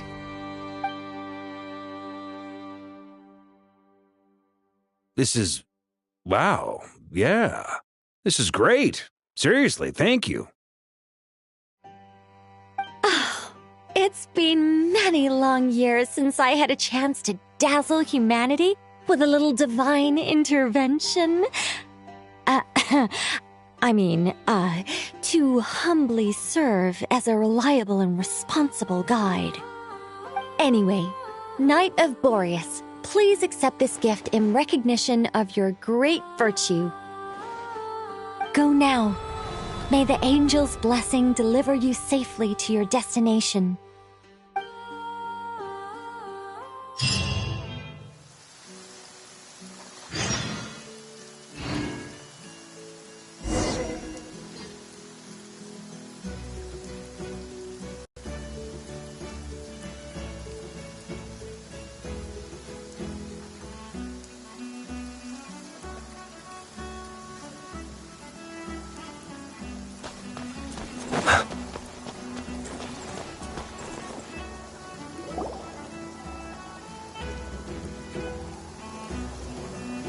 You're here. Sandroni! How are things going? Glad you asked. You two are about to become the first people to lay eyes upon my masterpiece. Or should that be the first person and the first, specter? Hey! Whatever. Come, feast your eyes on this. Wow! We've never seen something like this before! This meter displays the progress of my formula. Currently, it's still making the most important connections. Once it's finished running, I'll deliver it right to your side. And then, we can finally bring Columbina back. What do you mean, deliver it? Can't you just tell us over the Dodo communication device? It'll just be some numbers, right? Ugh, you're such a greenhorn. This isn't the kind of formula you solve in math class. It's a highly complex algorithm capable of constructing a framework of rules. Ugh, whatever. We'll be here all day if I start trying to explain it. All you need to know is the formula must be completed before we can bring Columbina back. I'll share the data with you. Nicole's agreed to let me use her information channel, so we just need to use the Dodo communication device like so, and... there. Now you can check in on my progress. Wow! Look at that! You're amazing, Zandrone! About time you recognized my genius. Took you long enough. Anyway, that's all for me. You should check on the others if you have time. Make sure we don't have any weak links in the chain. That might sound harsh to you, but close supervision is a common practice in a Fatui. Not looking to catch anyone out. I just care about everything going smoothly. That's all. I'm kinda stuck here while the formula's running, so I need you to be my second pair of eyes in the meantime.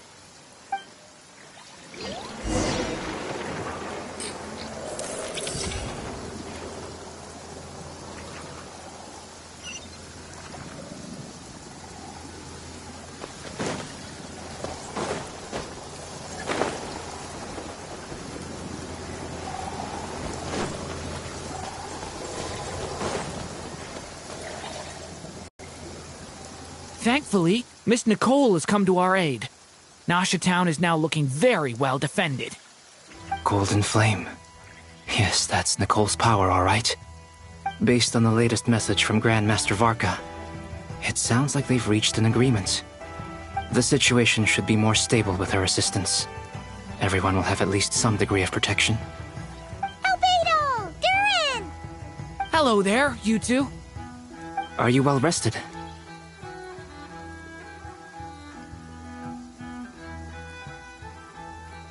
That's good to hear. As per the plan, Albedo and I will be in charge of Nasha Town. As Dotori's energy field expands, it's creeping ever closer in that direction. But we will do our best to hold our position. We've fought side by side many times before, and always with great success. I believe this time will be no different. So don't worry about us.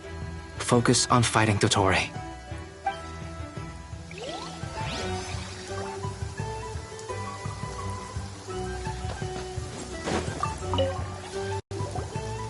Traveler, Paimon, a pleasure to see you both. Friends! How's everything coming along? Fairly well, if I do say so myself. Personally, I am ready to confront Dotori head-on. Ooh, you sound much more serious than usual. To be honest, I am not usually fond of exercising my full strength. For one thing, it's hardly conducive to maintaining a low profile. Besides, I believe one should have the right to choose when to show their hand. I am conserving my strength until the moment of battle is upon us. Anything to boost our chances of victory. Seeing you get into the zone like this really puts Paimon at ease. Huh, Traveler?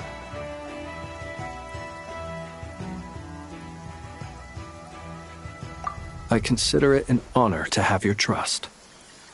Rest well. I look forward to seeing you both in your element during the battle.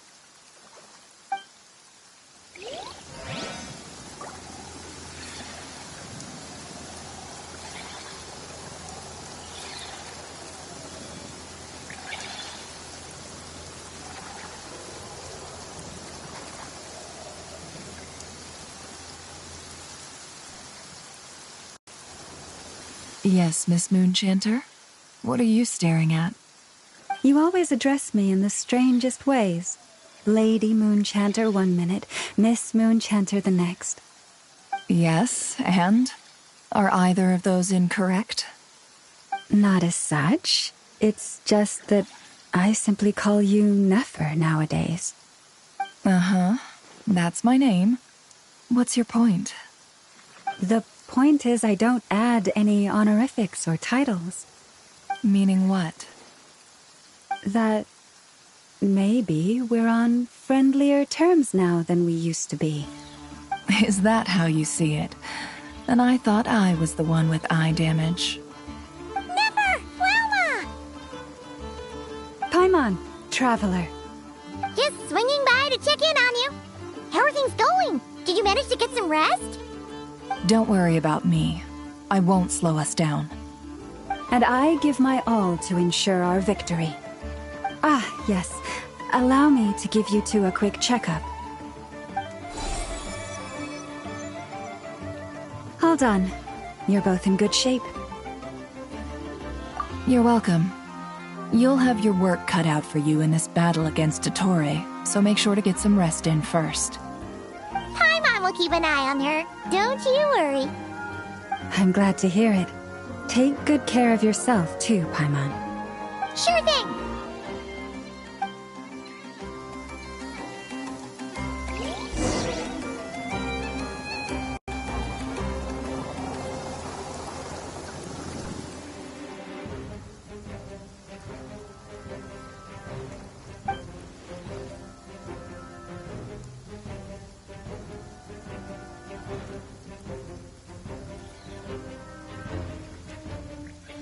Here they come.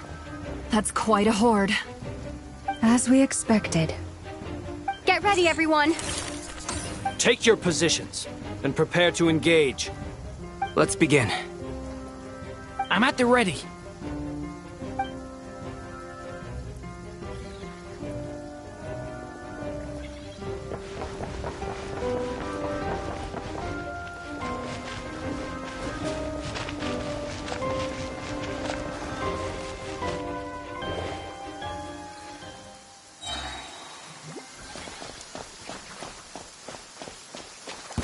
What a waste of time! Fix your skull! Observe. Do you fear the dark? Be silent. Do you fear the dark?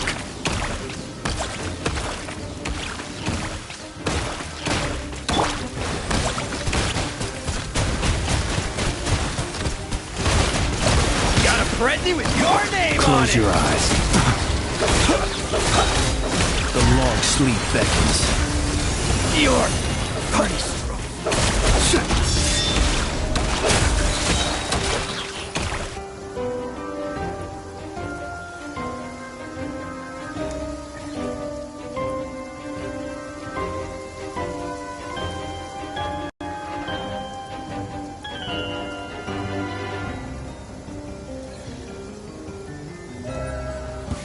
I'm gonna fix your skull! Now it's your turn!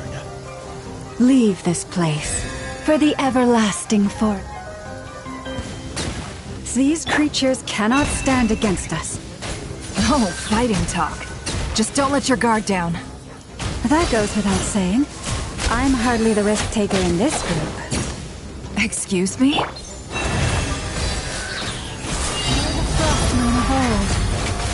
No more lies.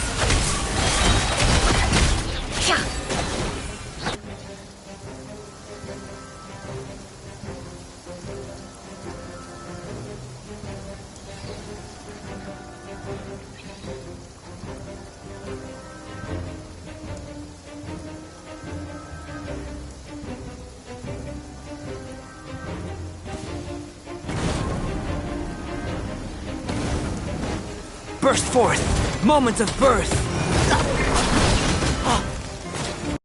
Decay! New life! Thunder!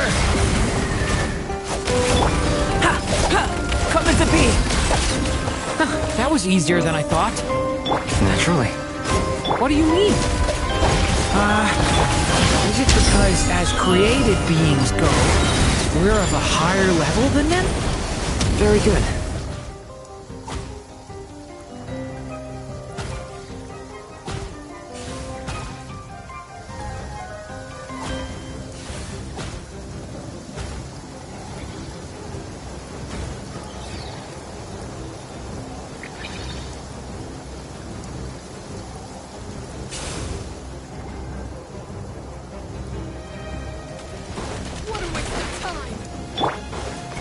Forest, protect us with one heart. Wipe out! The deception ends here. Let's see what you're made of. People have always used fire to drive away wild beasts. Wouldn't a lantern work just as well? You read my mind, my dear friend. I was just about to say that. All right then, dear friend. Bring the light!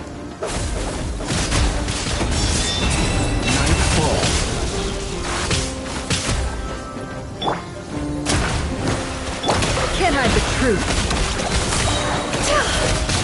What a joke. Seek within. Branch into song.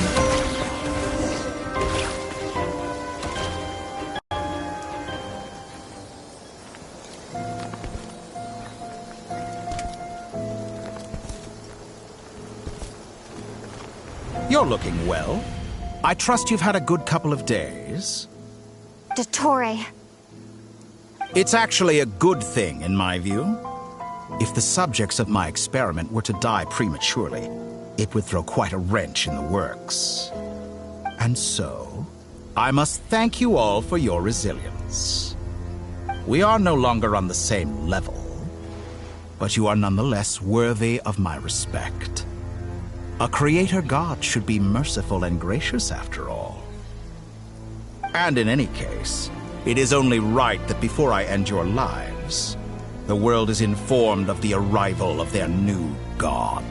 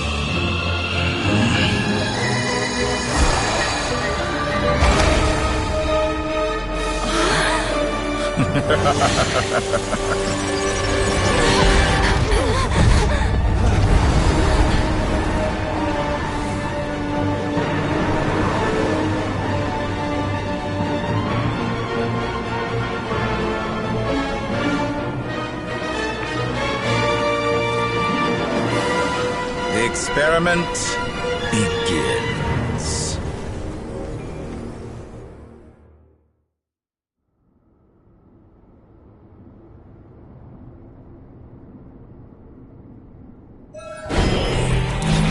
With the marrow of the 3 moons in my hand, behold the false moons fall!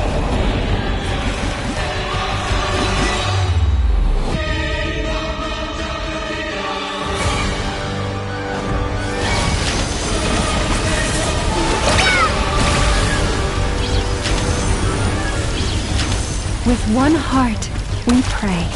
The mystery unravels. No more lies. Found you! Shameless.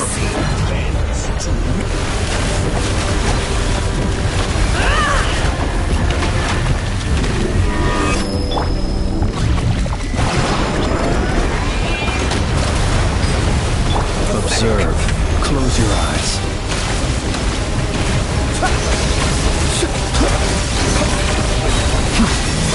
Night falls.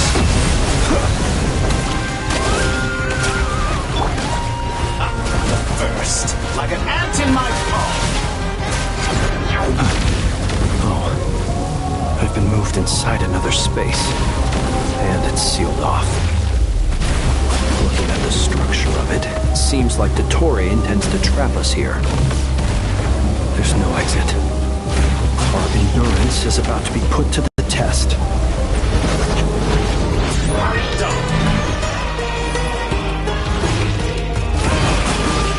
Entropy bends to me. And here I thought you dodged. Can't hide the truth.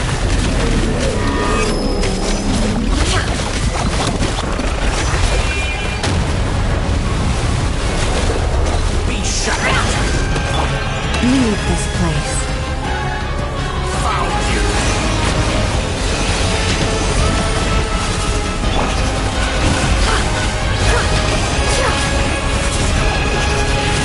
Such a simple attack, and you're already struck.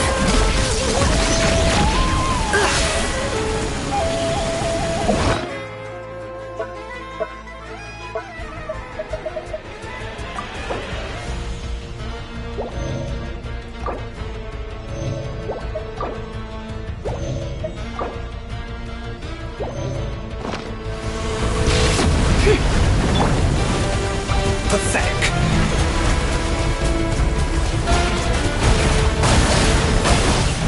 With the marrow of the dreamers in my hand, behold the false lords born!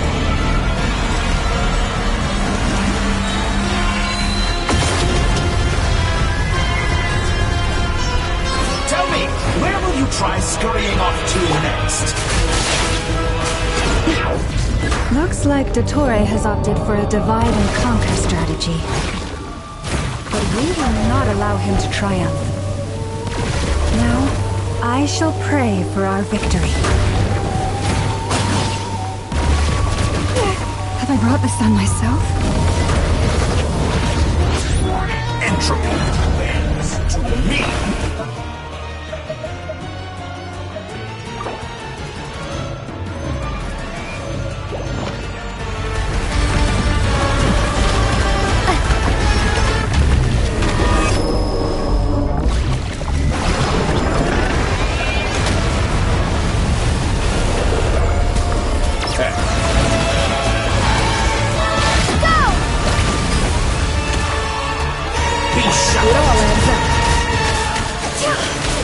Found you! How unfortunate. Pathetic.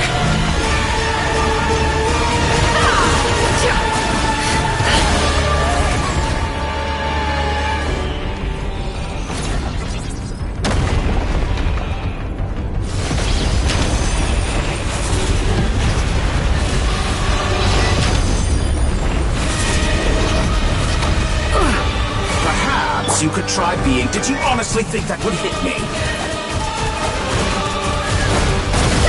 Entropy bends to me.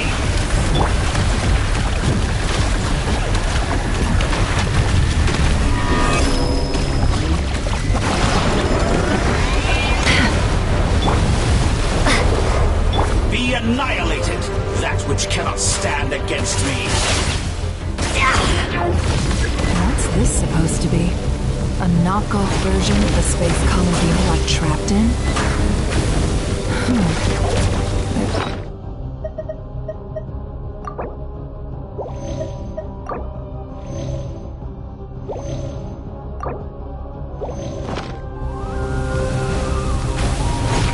We'll see about that, Dottore.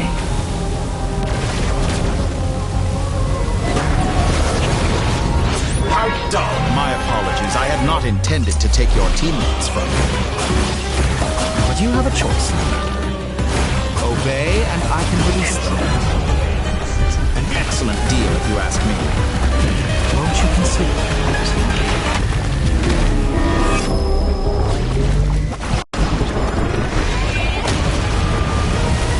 Did you honestly think that would hit me?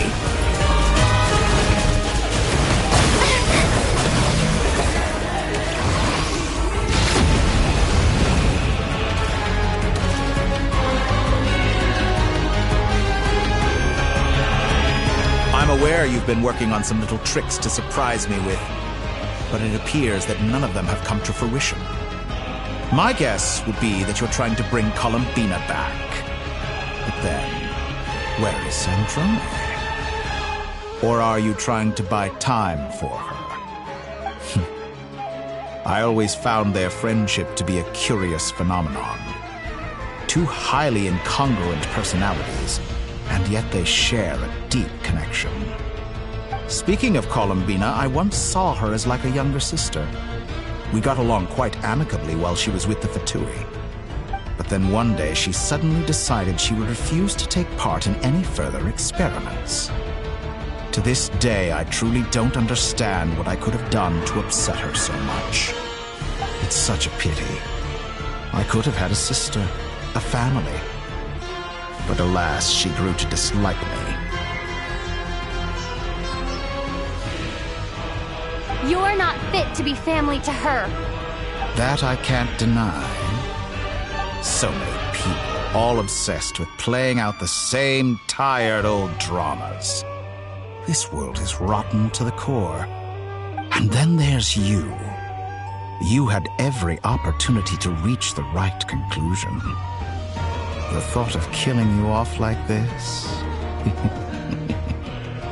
But I maintain that I approached you in good faith, so I will offer you another chance. Will you work with me? You have until I count to 10 to make your choice. 1, 2, 3. Not in a million years.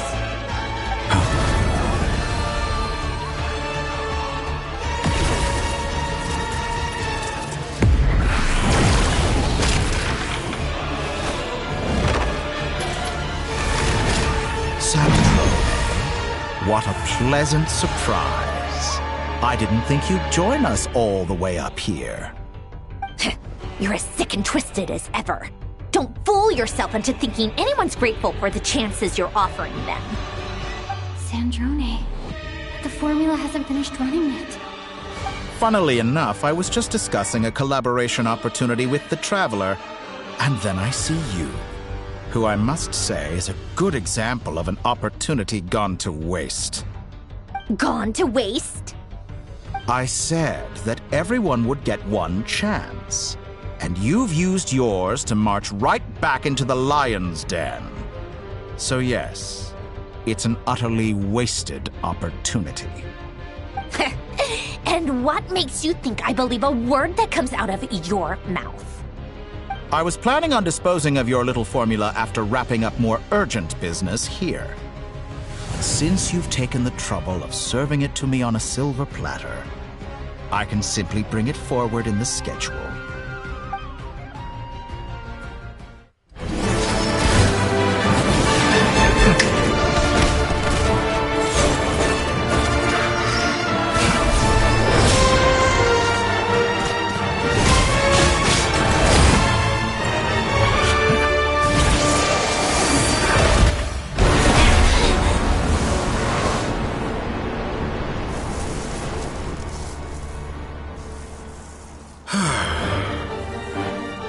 Is this your life's work?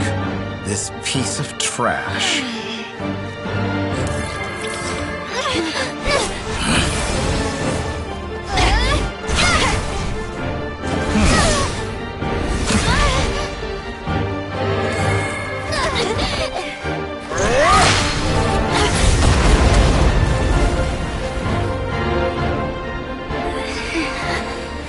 Your formula runs too slowly, Sandrone.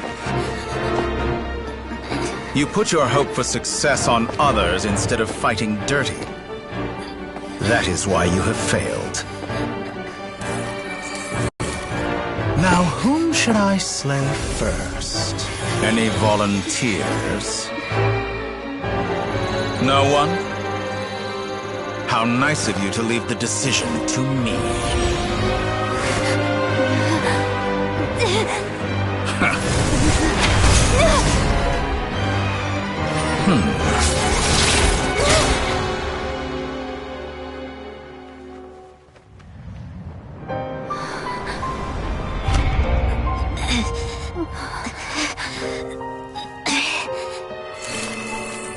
Oh, how unexpected.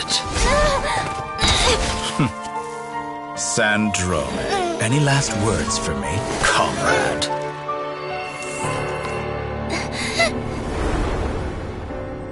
Is there anything you wish for? Not really. But I've always known what I don't want. Go to hell, Dottore.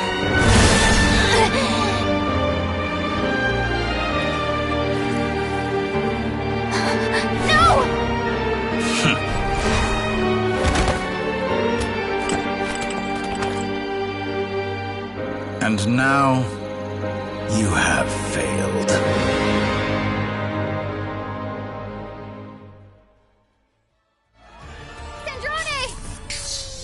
Now you see how fragile mechanical contraptions are. Just a gentle tap, and they fall to pieces. However keen of an inventor Sandrone may have been, her death spells the end of the formula that was running inside her body. Of course, I have to commend her for making it this far. As her colleague, I have to admire her stubborn tenacity. Now, it is time for you to take your place by my side.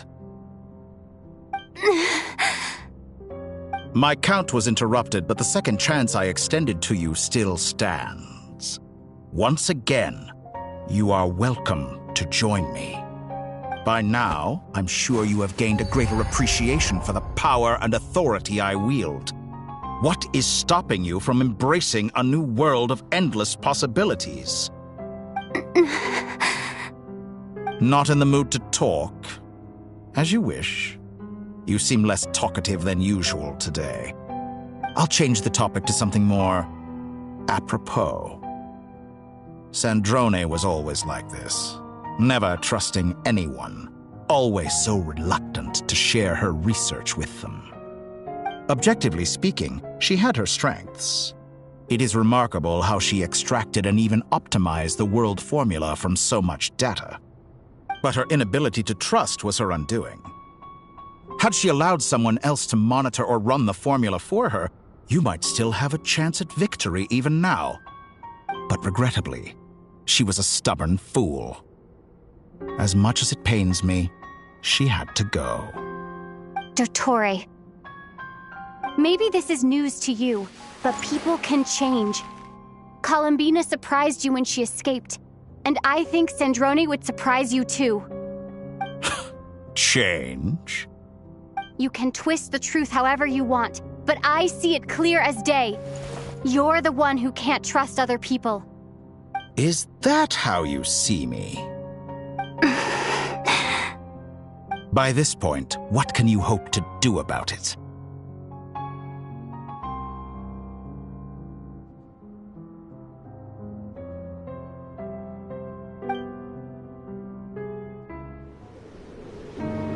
It is pointless to fight on. You've already lost. Wrong. You can't win this, Dottore.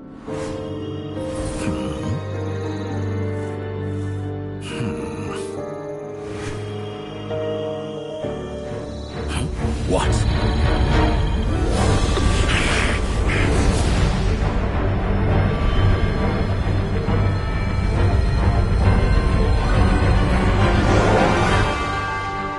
My formula can get us 90% of the way. It will connect you to Columbina. Then, I will bring the formula's output to the Traveler's side. For the last 10%, do whatever it takes. Just bring the moon down.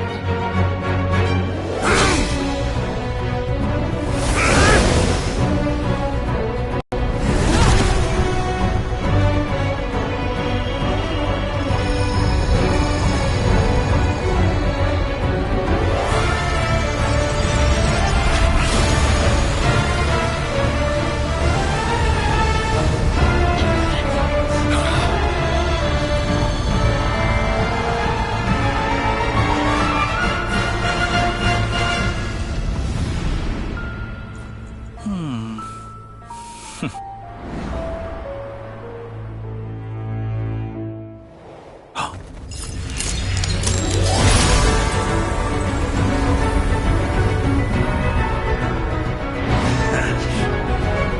moon will never be yours.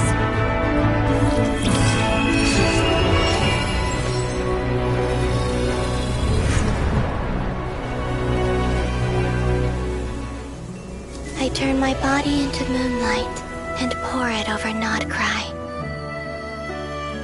My soul, I leave here to inform my future friends. Lastly, I will hide the Trilune Authority within the Frost Moon.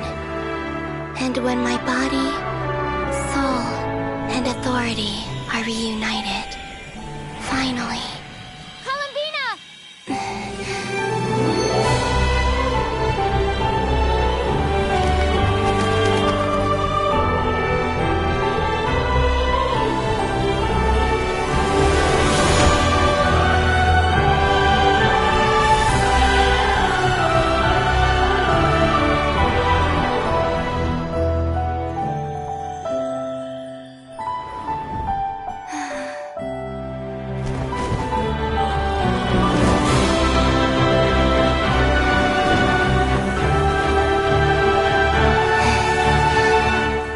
It's been too long. I'm back.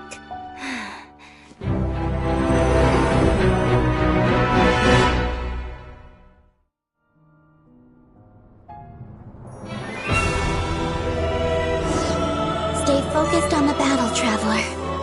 What a touching reunion. Though I personally find myself repulsed by the sight of weaklings huddled together for warmth. Now, quite finished patting yourselves on the back. Show me how long you can struggle before you drown. Watch out, Columbina! He can manipulate himself! I know. Wait for the right moment. We'll strike together.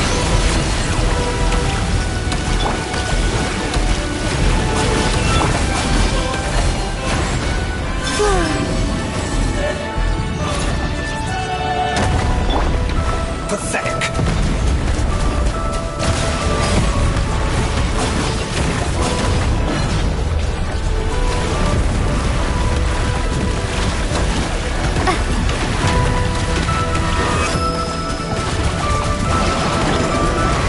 Water jet!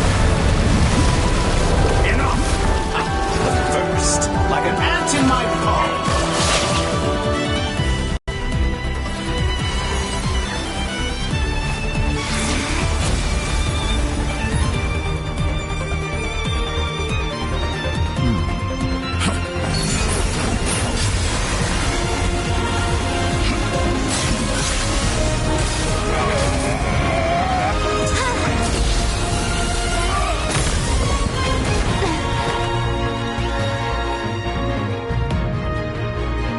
I grant you the new moon's blessing. The new moon shines upon you. I am growing weary. It's over, Dottore!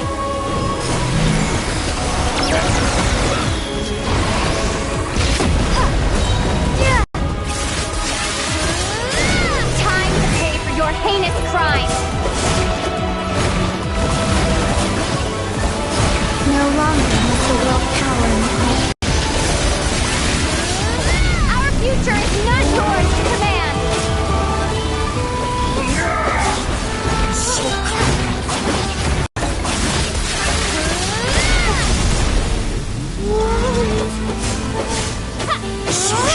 The moonlight dispels the darkness.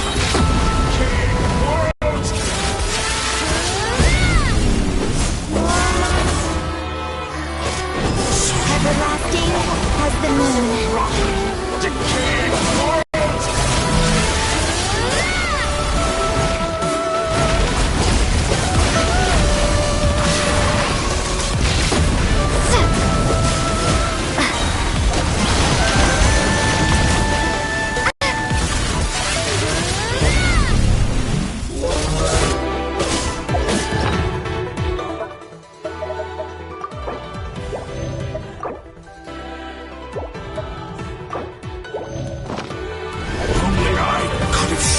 the new world.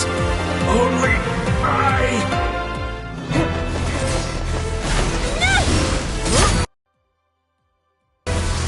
Willfully blind. How can you be so satisfied with your fate?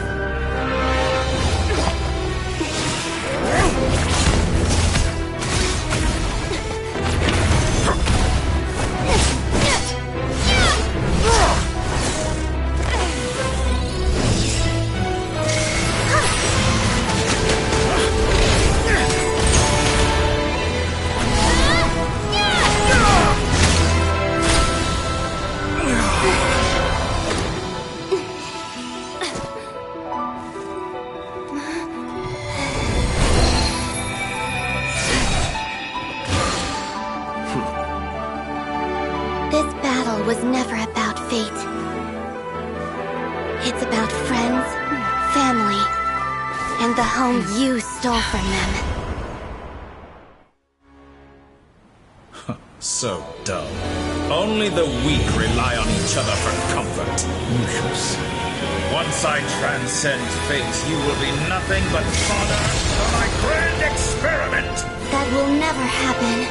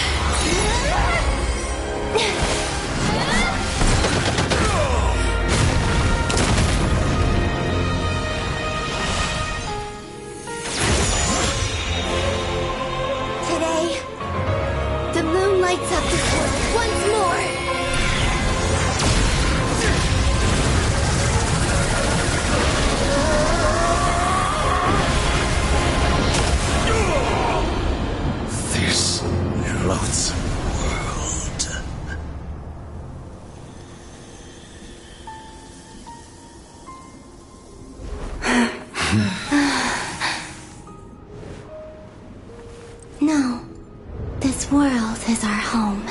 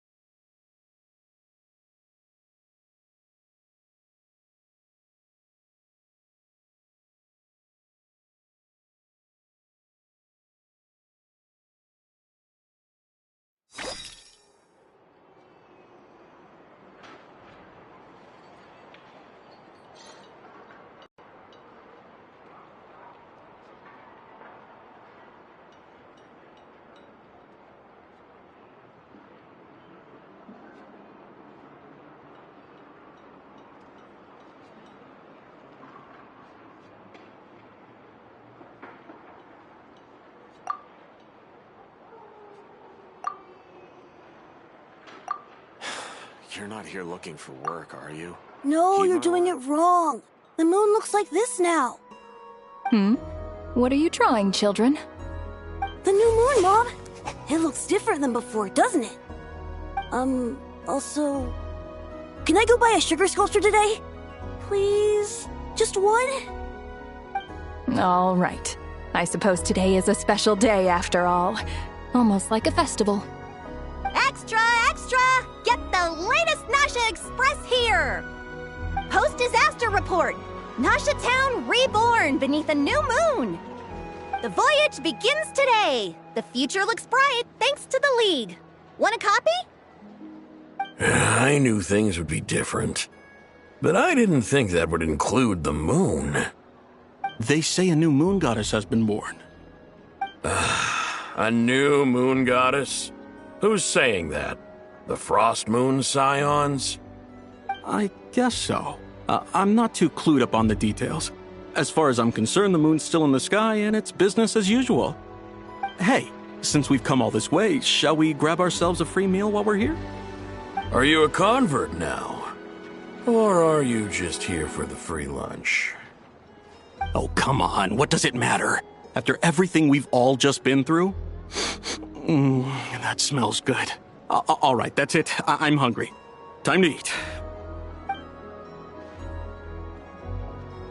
Come on! We gotta get there early, or there won't be any good spots left! Shh, keep it down. This is a residential area. What if people are still sleeping?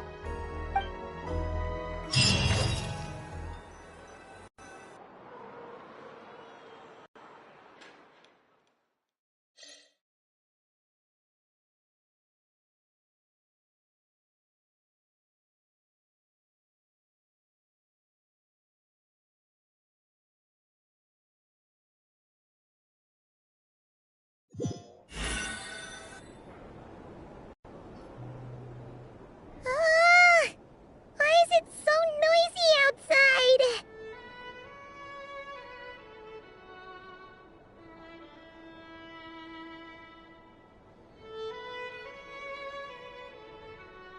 It's okay. Paimon was pretty much awake anyway.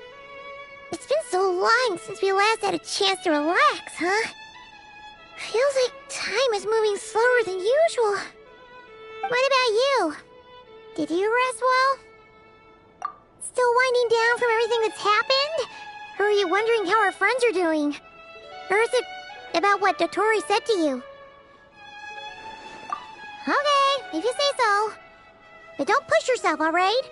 Let Paimon know if you need to talk. What we just went through was a lot. It's totally normal if you need some time to get back in your groove. Luonatar disappeared after Columbina came back. Apparently, she was part of Columbina's soul or something. Still, Paimon kind of misses Luonatar somehow. But anyway, you did great. So did Paimon. We all worked our butts off to contain this disaster, and in the end, we made it. So, chin up, Traveler. You should be proud of yourself.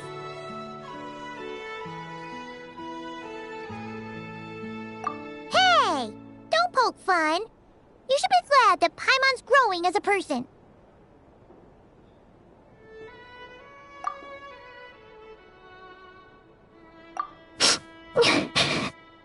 Paimon didn't think you'd mention it.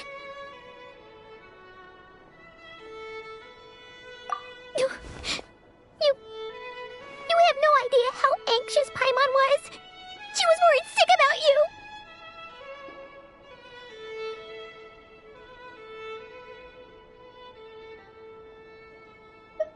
Well, if you really want to show Paimon you're sorry, you're gonna need to make it up to her. You better be ready to splash out on a lavish meal.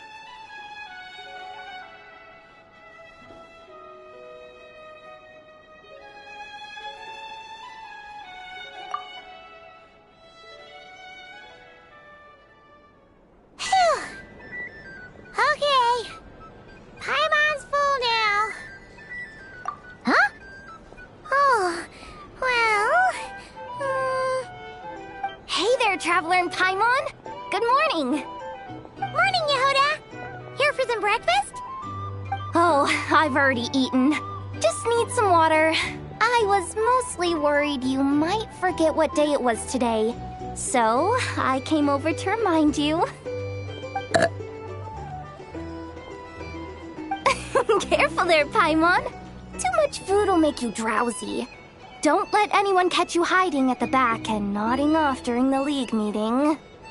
You should probably be saying that to Aino. She's the baby of the group, if anyone. True. You know, I'm surprised that all these competing groups are actually coming together to try to solve things together. Definitely a first for Nodcry. Well, nothing like a region-wide calamity to bring people together. After that, surely even the most self-interested people have to realize that going it alone isn't worth the risk, right? Try telling Boss Neff that. She's not exactly convinced that people are gonna get with the program. Really? But if she's so pessimistic about it, why'd she agree to be the Curatorium's representative in the League? Probably 'cause even though Unity sounds like a pretty far-fetched idea, the benefits it would bring make it worth a shot. I think things will work out, though. I swear, Nodcry feels like one big family now with everything that's happened. More than it used to, anyway. Paimon's with you on that one. And it seems like plenty of other people agree, too. Just listen to the bustling streets.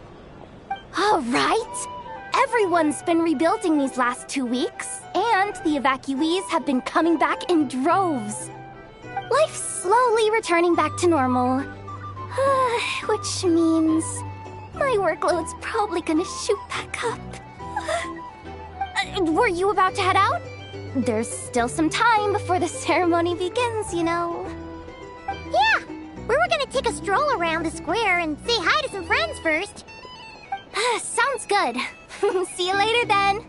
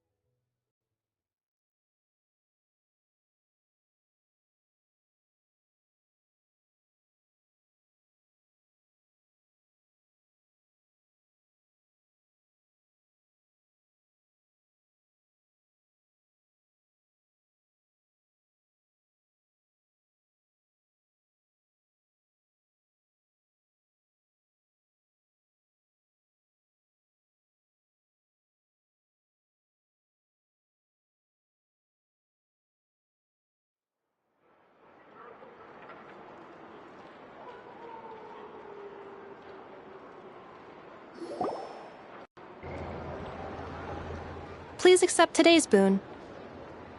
Have a nice day.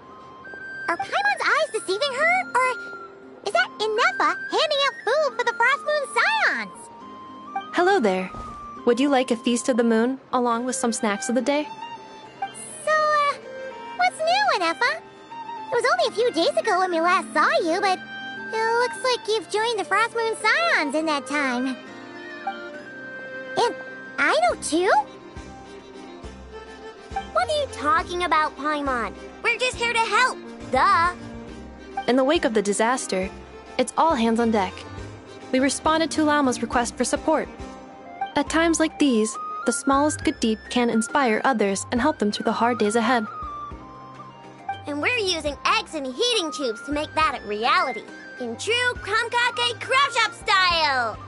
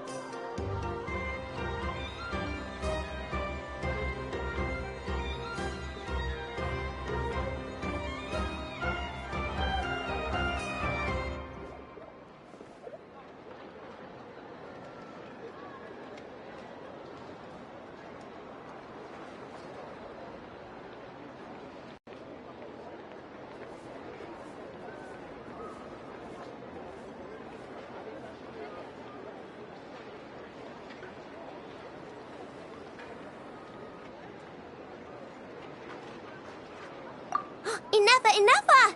Did you hear that? The Traveler said I did good. The Traveler! That's because it's true, I know.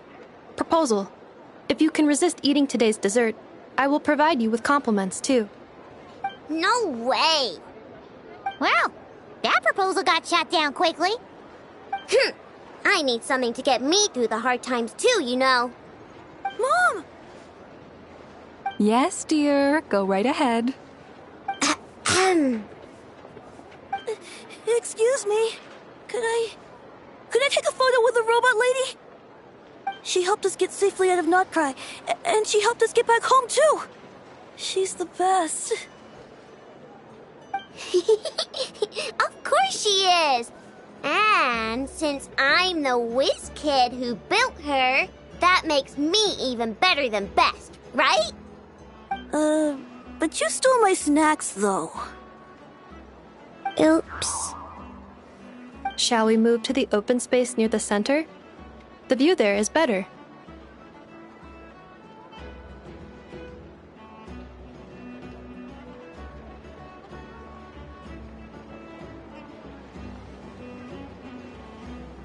Thank you!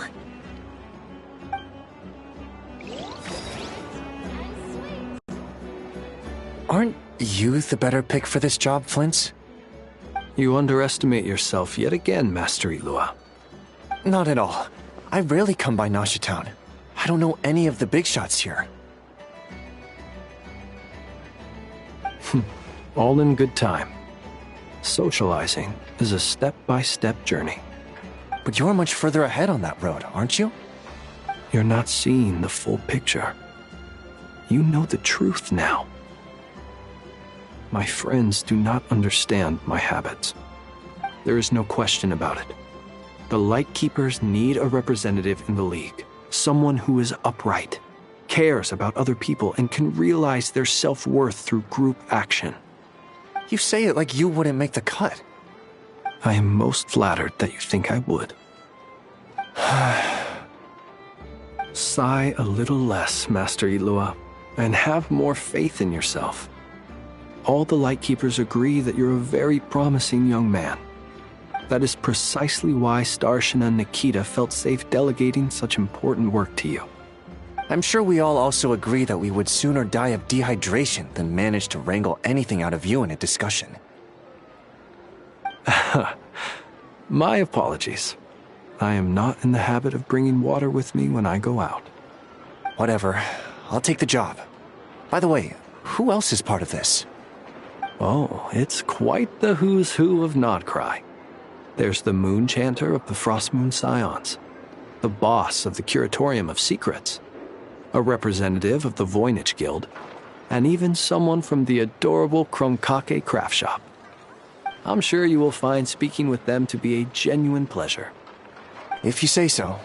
I've never done this work before, so I'm honestly a little scared of making mistakes. But I'll do it. Not only is it our duty as Lightkeepers, but because I want to make Notcry a more welcoming place. An admirable attitude to take. The beacons are lit, Ilua. We're but one step away from breaking through the blizzard. We have the chance to band together and build our shared homeland into an Elysium. This is unprecedented for Notcry. An opportunity not to be missed. Yeah. You're right. I'll do my best. Quite a few familiar faces have arrived.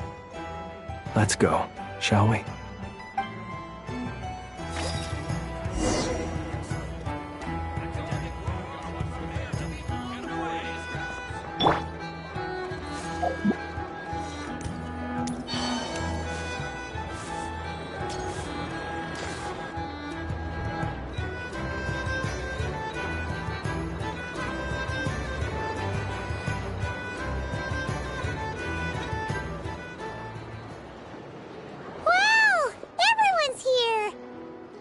You seem well rested. I know no one's asked, but I'm sure you all want to know, so let me just say, we're doing great. Thanks. Well, great, but not perfect. Starting to lose my mind from boredom. Can't drink a drop of alcohol while I'm waiting for my wounds to heal. I'm sure you had a sneaky swig or two. Wait, how'd you find out? I'm sure you must be missing Mondstadt after all these years away, Grandmaster. Yeah, you could say that again. Every time I get news from Mondstadt, it makes me want to go back and see the place for myself. Honestly, once things are wrapped up here, I think it'll be time to head back home. Hey, looks like someone's taking the stage. Can everyone see okay? Anyone need a boost? I'll just listen from the back. It's fine. You're taking this pretty seriously, huh, Durin? Well, it's not every day that I get the chance to see how people speak in official settings. Soak it up like a sponge. I'll make sure you get a chance to practice for yourself later down the line.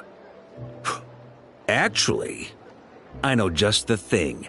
You can debrief the Knights of Favonius for me. Mr. Varka, are you forgetting that I'm not a Knight of Favonius?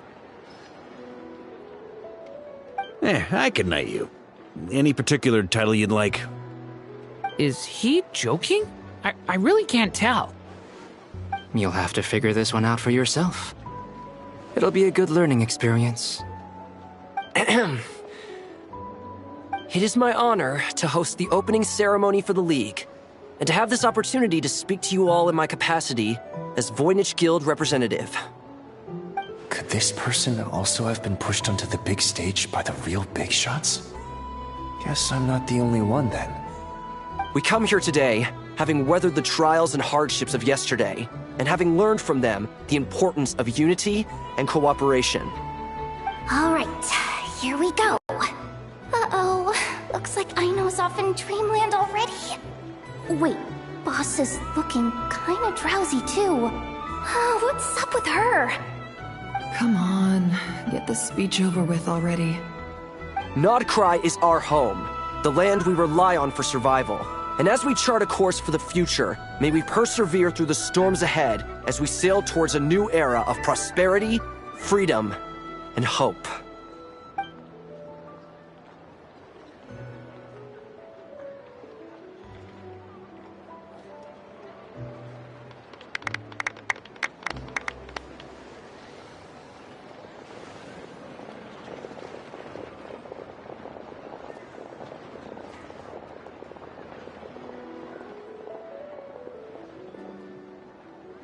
Looks like we'll have more opportunities to travel in the future. I'm sure you'll cope, Lady Moonchanter, given how fleet of foot you are. Unfortunately, I suspect I'll be too busy at the curatorium to act as your host. We have a busy schedule, not to mention an international network of contacts to manage. It'll be all right. I'll just check your schedule with Yehoda well in advance. And if she's not available, I can simply ask Ashru. You... So giving my employees extra workload isn't enough for you? You're really going to drag my cat into this too? I thought you'd approve. Aren't you forever increasing your employees' workloads? That's a bold statement. Are all the Frost Moon Scions feeling more audacious now that your moon goddess has returned? Columbina's return has brought joy to all who care about her. That includes both you and me. As for the Frost Moon Scions, we are learning how to thrive independently, without relying on the moon goddess. It is up to us to make our home a more livable place. Joining the League is one of the steps we are trying towards that end. I like the word try. It's nice and non-committal. You can opt out at any time and still say you tried. You don't see a bright future for the Frost Moon Scions? Or did you mean the League? I'm just not as optimistic as you. The Frost Moon Scions should count themselves lucky that they have a leader as stubborn and enterprising as you. But Nodcry's a big place, with all kinds of people. Most of them don't enjoy answering to a leader, or even listening to reason. Well, that's where you and your methods come in. Unless the Curatorium of Secrets is only here for appearances. For now, yes. And that won't change until this venture becomes worth my while. What would make it worth your while? Getting out more than I put in. Right now, I'd barely break even. But I'll grant that it's a good start for Nodcry. Then maybe it's worth a try. All right, you can stop now. Or do I have to join the Frostmoon Scions before you'll get off my back? You'd be very welcome to join us. Hey, you two! Congrats on all your hard work! What are you chatting about? Nefer was trying to dissuade me from adding to her employees' workload. Also, she's considering joining the Frostmoon Scions. Sorry, what?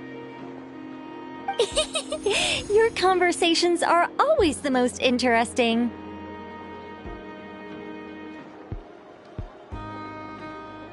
Would you two care to join me for some tea before heading to your next destination?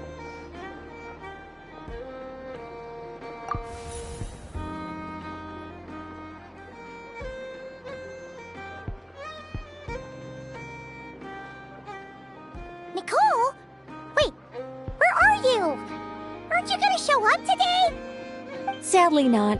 I'm otherwise occupied right now. I'm sorry, Paimon. I can hear how disappointed you are. If it's any consolation, let me say that how things appear on the surface is a far cry from what they are at their core. Perhaps you'll feel better if you focus on the fact you have a special line of communication with the great mage herself. Okay? Has something happened? No, or not yet, anyway. Well, that's not ominous at all.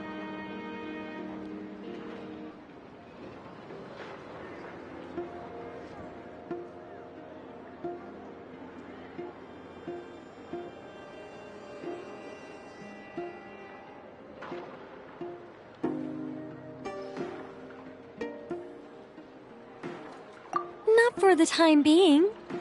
Just think of this as a general check-in to make sure this communication system is still running smoothly.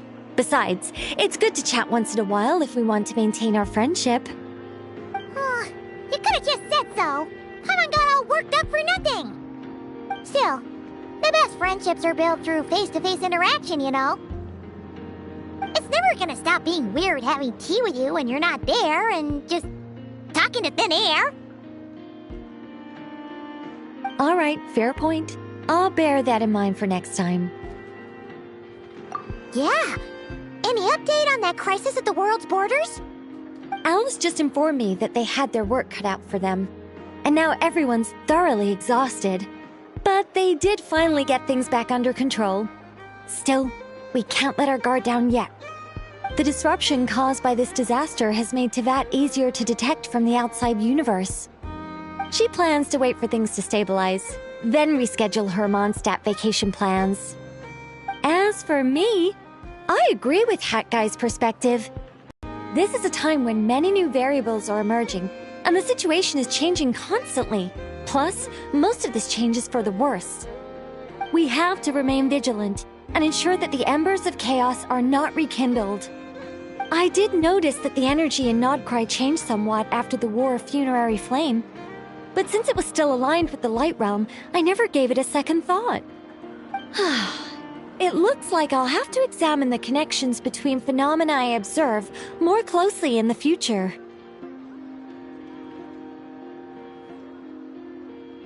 Just doing my duty. It's more or less second nature by now. Of course. To give you the full picture, I'd have to start with the substance from which angels were formed. Never mind. Paimon's right. Showing off my knowledge would be much more satisfying in person. By the way, you did receive the gifts from the Hexen Circle, yes?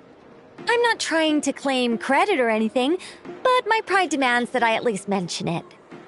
They're quite similar to the protective talisman that Alice gave Dory, but with some very special enhancements. Oh! So that's what kept our friends safe when Dotori trapped them. Indeed. We went to great lengths to make sure they were invisible to his eyes.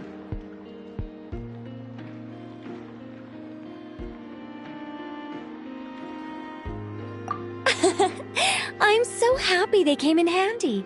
Still, not fishing for gratitude, by the way. I just want you to be aware that sometimes your friends may be protecting you in ways you cannot perceive. Anyway, I'll contact you if anything else crops up. If not, you know what they say, no news is good news. Oh, my angelic instincts are tingling. They say you should head to the docks next. Your friends are about to board their ship home.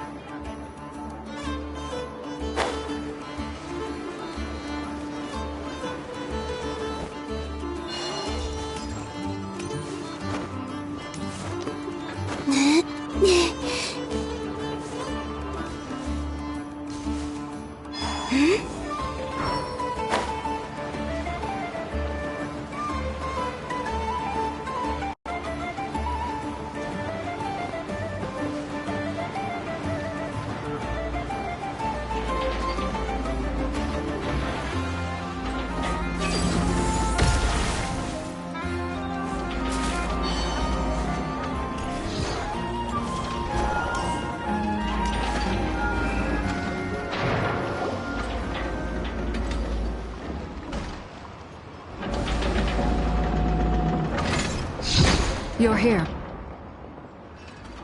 You're here too, Hat Guy! Are you heading back together? No. I'm bound for Sumeru, and she for Fontaine. We just happened to cross paths at the harbor. Everything seems fine. Sandrone may have an abominable temper, but she's always been very responsible with important calculations, and things entrusted to her by valued friends. You always speak as if you know us inside out, Mr. Hat Guy. Maybe I'm just a good judge of character. I certainly hope that's all there is to it. Regardless, you have been a significant help in this matter.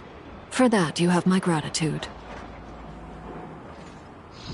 I didn't do anything special. Sandrone's the one who completed a seemingly impossible formula and turned the tide of the entire battle, even giving her life in the process. She's the one we should be thanking.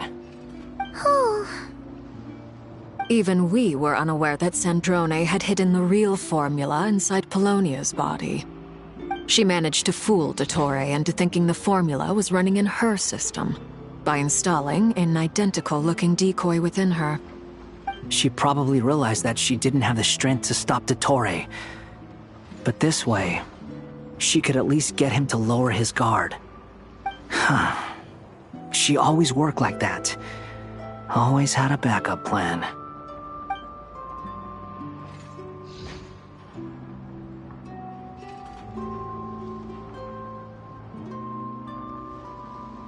Well, that's why I'm traveling to Fontaine.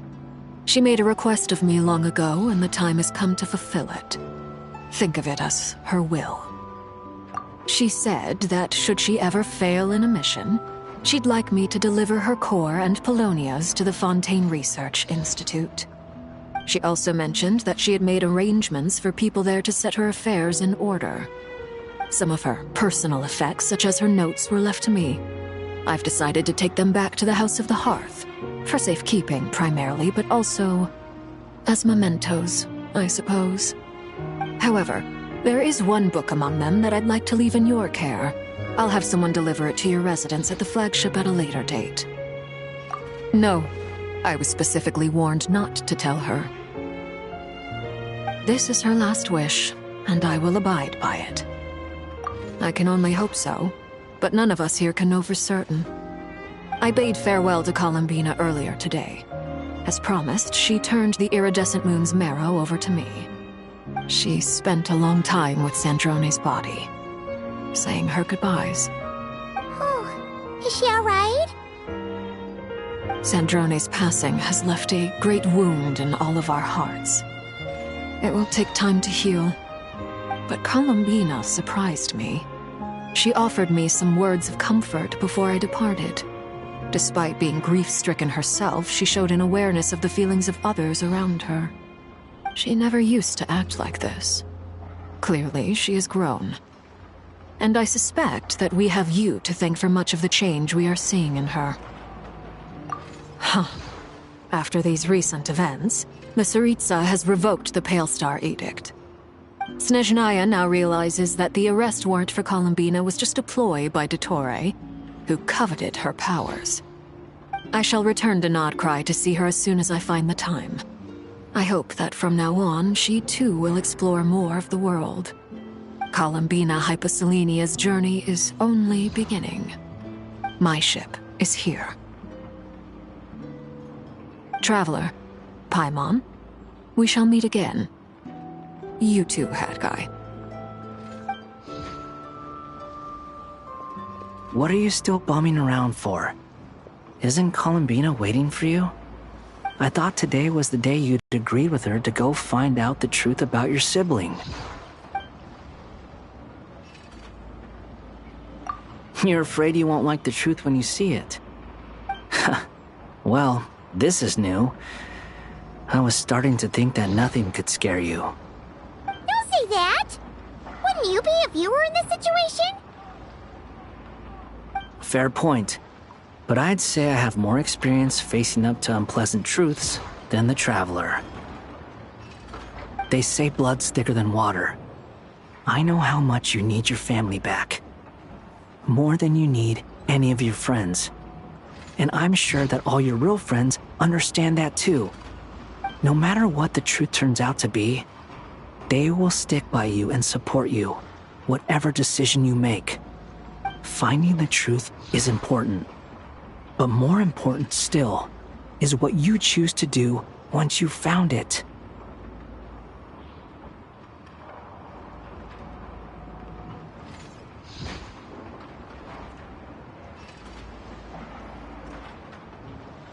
At least, that's the life lesson I've learned from my experience, grappling with the truth.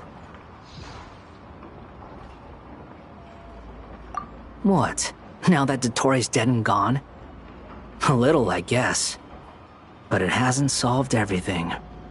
Maybe I regret not getting to end his life with my own hands. Or maybe it's something else. But for whatever reason, I still feel like I have a chip on my shoulder. Either way, I'm going back to Sumeru. Lesser Lord Kusanali is gonna need help dealing with all the chaos Dottore left in his wake. Not just from this incident, but everything he did in the past, too. You should continue with your journey, as you've always done. Who knows? Maybe we'll meet again someplace else. So, what should we do now? If you want to explore a bit more to steady those nerves, Paimon's game! After all, when Columbina said she knew where your ship was hidden, Paimon promised to give you two some alone time with the truth. It hasn't been all that long since we were last apart, sure, but with Columbina there, Paimon's sure things will be just dandy. Ain't no biggie. Paimon might be all about that food and fun, but she knows how to do right by people. Paimon's sure you'd prefer to digest the news about your brother in peace. But, no matter what you see, just know you can share it with Paimon. Of course, as long as it's not super private.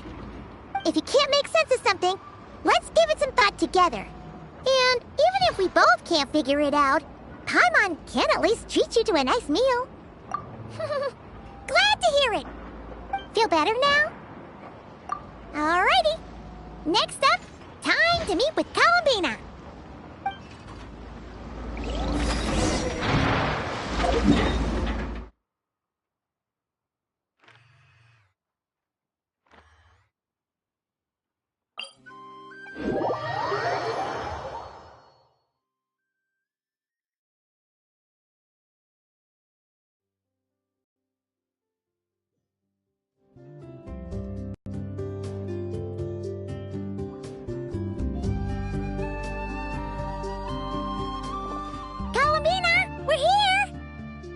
quite believe we're meeting out here. We've gotten used to walking over to Silver Moon Hall whenever we go see you. Well, you're still welcome to go there whenever you want to see me. It's just, now that it's all over, I've decided to make some changes. Try and fit in with the Frost Moon Scions, like Llama suggested. The older generation are still timid around me. They don't dare get too close, and they bow their heads when I walk by. But things are much better with the children. I see more curiosity in their eyes. Hopefully, by the time the next Moon Prayer Night comes around, I can enjoy the festival with them as myself, without having to pretend that I'm only dressed up as the Moon Goddess. You'll do fine, Columbina. I'm unsure they'll realize you're super nice once they get to know you better.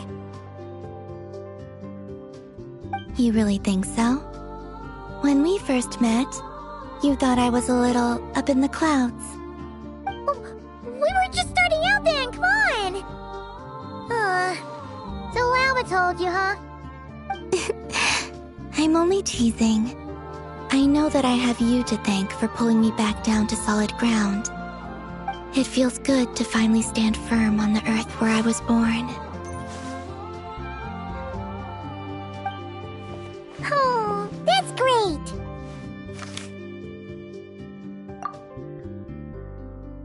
Thank you.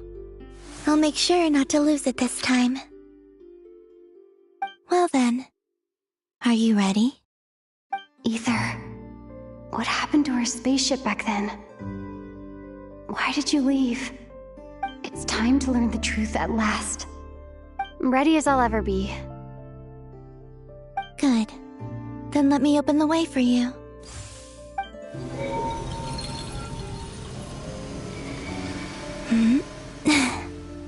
Where does this lead? To our shared destination. Huh? Do you remember me telling you about my missing prologue back when we just met? I said that my story began on the moon. But while I was inside the moon's reflection, I realized that my prologue was really hidden in the future. I just had yet to discover it at that point.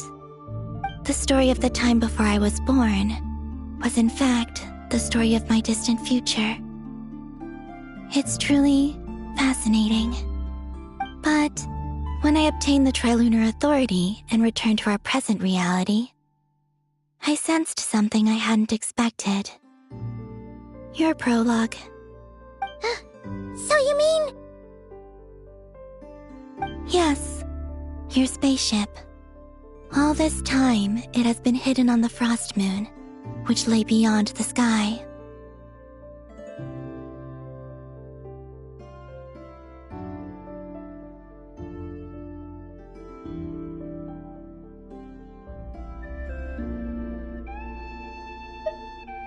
The great ruler of the firmament. The heavenly principles. Wait, them? Why would they do that? I don't know.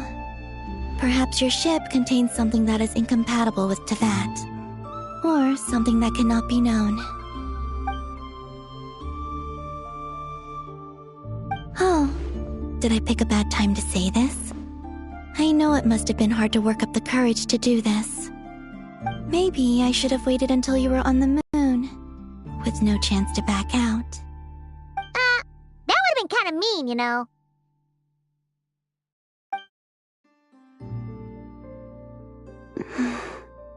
Take me there. Oh? Whatever is hiding in that ship, it belongs to me and Ether. Those memories belong to us. No one else has the right to decide whether I should or shouldn't know about it. Not even the heavenly principles. Very well. Then let's go. You two take care, alright? And don't forget to come back soon! Rest assured, Paimon. We will. Traveler, after you. Thinking about the story that we'll find hidden on the moon? Yes. and hoping that it has a happy ending. Stories like that don't exist, you know? You don't believe in happy endings? I don't believe in endings.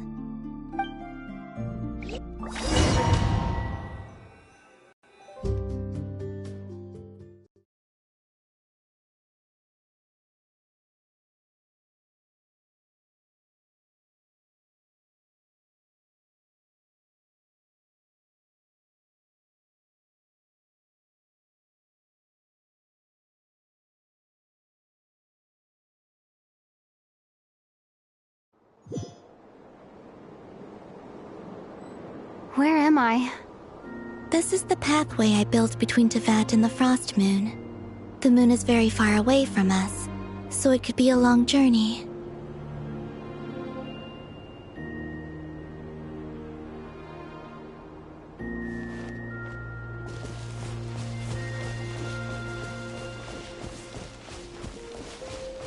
After I obtained the Trilunar Authority, I unwittingly saw past events from many of my friends' lives. One was Lauma. She was so young when they chose her to be the Moon Chanter. From then on, the Frost Moon Scions looked to her to bring messages from their goddess. But, for better or worse, I had left Hisi Island before she was ever born. It was not until much, much later that she met me. I think it's for the best. Because of the way things turned out, you had the opportunity to become friends. You're right. In that sense, I think we were both very lucky.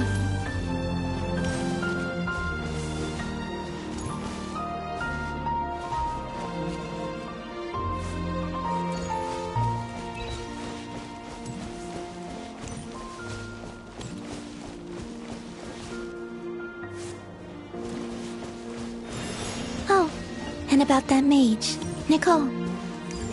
I only recently learned that she has lived in Tevat since the time of the Three Moon Sisters. The Moon Goddesses always had a good relationship with the angels. I suppose our friendship continues that tradition.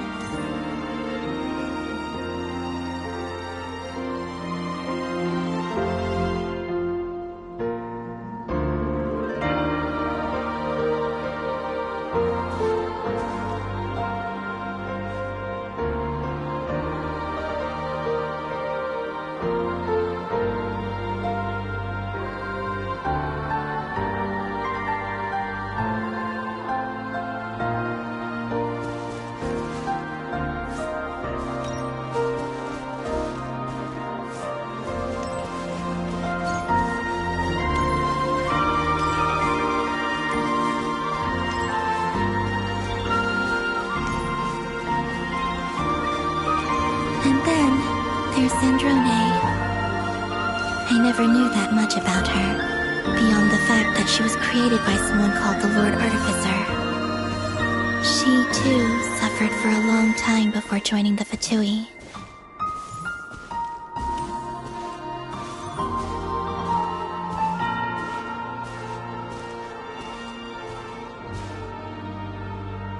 How I wish I could talk to her again, even if only to hear her say nasty things to me.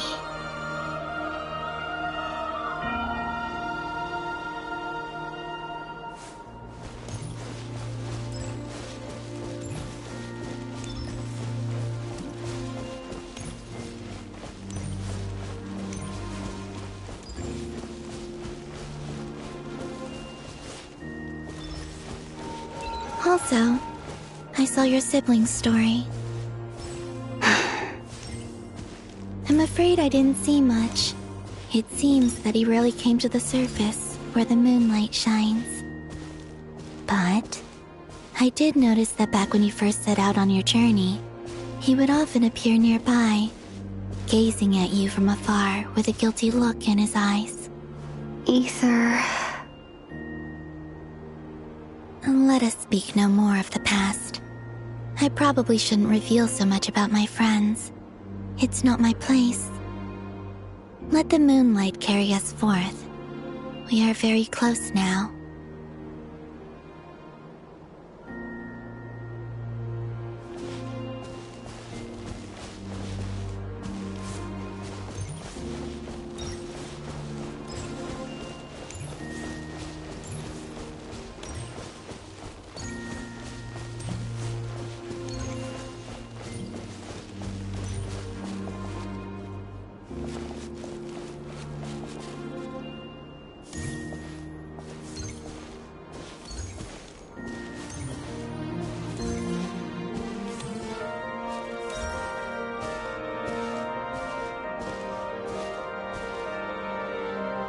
After this, I'd like to bring some kuhenki to the moon as well. If they're willing, of course. What about your other friends? Will you bring them to visit too? Certainly. But I'll need to tidy the place up first. This home hasn't received any guests in a long, long time.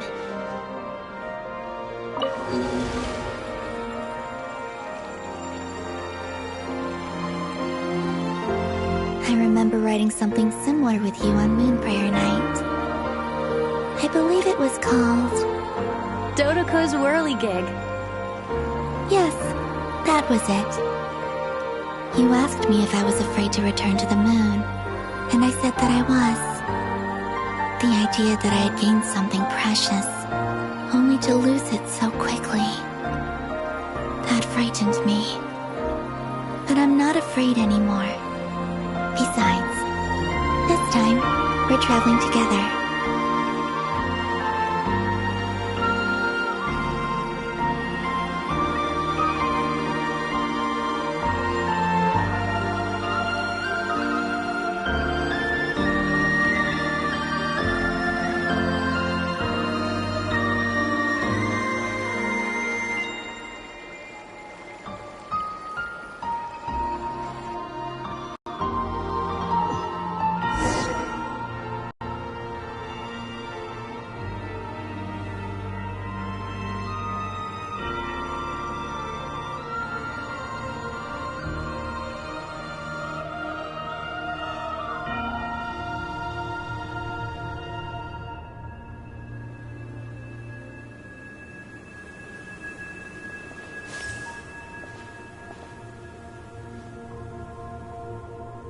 We're here.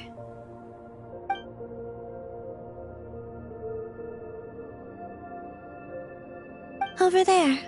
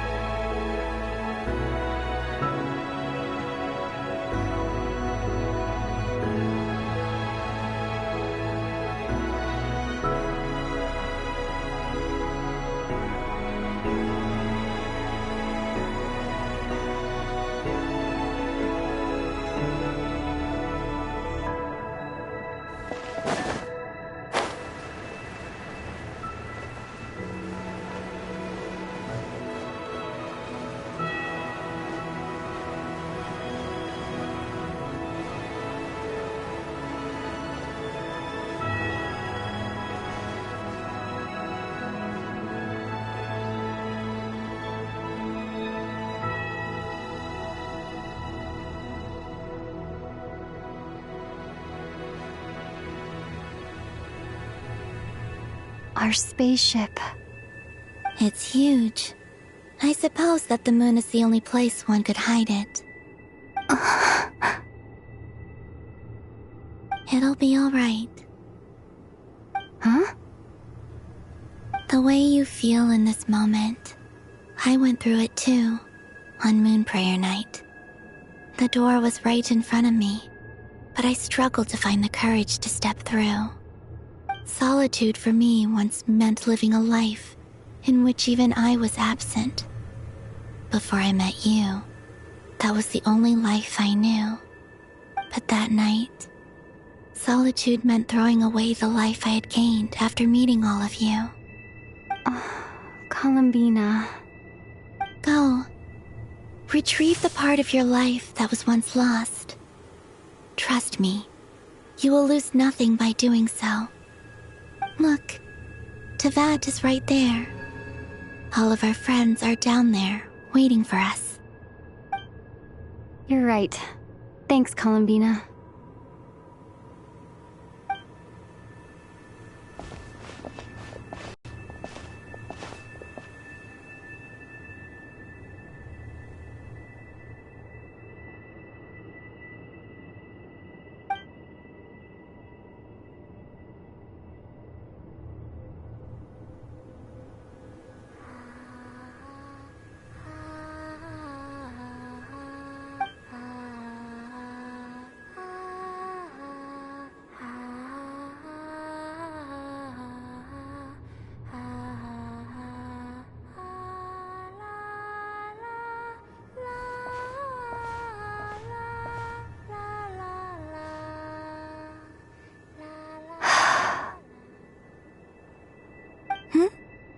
Finished? Yeah. Why did you take your eye mask off? Well, since my return, I've decided to take more opportunities to see the world with my own eyes. Besides, I've always wondered how Teyvat looks from the moon. And what do you think? It's beautiful. I could spend a whole day here just gazing at it. What about you? What do you think of the truth you found? I haven't looked at another person's expression in a long time, but I think yours is saying it was neither good nor bad. Keep this up, and it won't be long before you give Nefer a run for her money. Oh, I don't think that's going to happen. I'm much more used to sensing what's going on around me with Kuvaki. I think I'll save my eyes for seeing special moments I really want to remember. I read the spaceship's flight logs. I always assumed that this was my first time in Teyvat. I thought that Ether and I must have been hibernating in space for centuries on end. But the logs show that our spaceship flew over the skies of Teyvat once before. A long, long time ago. Flew over? So you didn't land? No. The ship barely came to a stop before flying on again. After that, it continued traveling through space for a long time. Some of the data is corrupted, but I suspect that it kept flying for thousands of years. It was only after that that the ship made a forced landing in Nodcry. When Ether found me, he came from outside the ship. Could this mean that he left the ship long before I did? Maybe even during our first pass over Teyvat? Are you alright? Yes. I can feel that the truth is coming together, one small piece at a time. I remember Ether telling me that when he first arrived in Conria, he could not recall the past. So this might be something that even he doesn't know. Here, I made some space for you. Your mind must be racing, and this seems like the perfect place to relax and clear your head. Oh, wait, there's one more thing. What is it? Wait here a moment.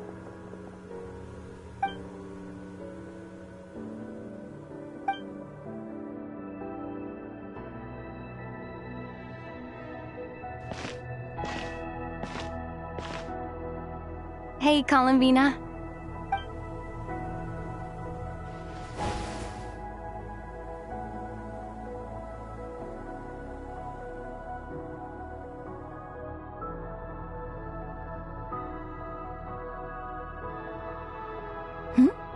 Is that a new outfit? An old one, technically. It's been in a cabinet inside the ship this whole time. It's a matching pair with Ether's. He always liked this set more. Huh. I don't think there's a huge difference. Really? Yes. It's still the same you. You're the same person, no matter what clothes you wear. Only Columbina would make an observation like that. Traveler, do you consider Teyvat your home? Home is wherever Ether is. But then, after all the time I've spent here and everything I've been through... Yes, I'd say it's my home. Would you change your answer if Teyvat changed appearance? I mean, if the truth about Teyvat turned out to be different than what you thought. I don't know. But I don't think so. The truth is not what matters most to me about Teyvat.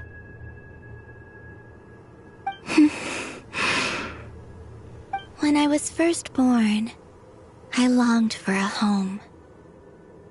And when you get something before you're mature enough to understand the world, you just take it at face value.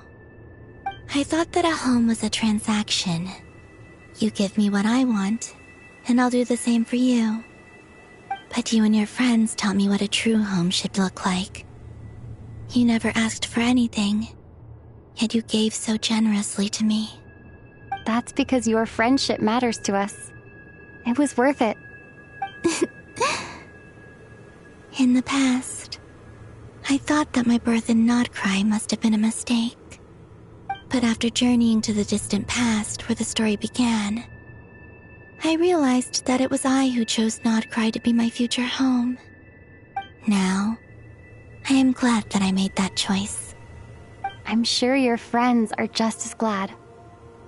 In fact, I intend to make the same choice today as I did back then. What do you mean? Well, I've given the Eternal Moon's Marrow to Lauma, and the Iridescent Moon's Marrow to Arlecchino. And now, I shall return my Kuvagi to Nodcry again, that it may continue to protect my chosen home. Wait, but what about your body? Oh, are you worried that I'll disappear again? I won't. Not this time. The Frost Moon has now entered the fall sky, and I am the Trilune Goddess. I am only returning to Nodcry the part of me that it needs. I am giving what I can, because my home is worth it. Oh, and I have something for you, too. For me? Yes. Come closer.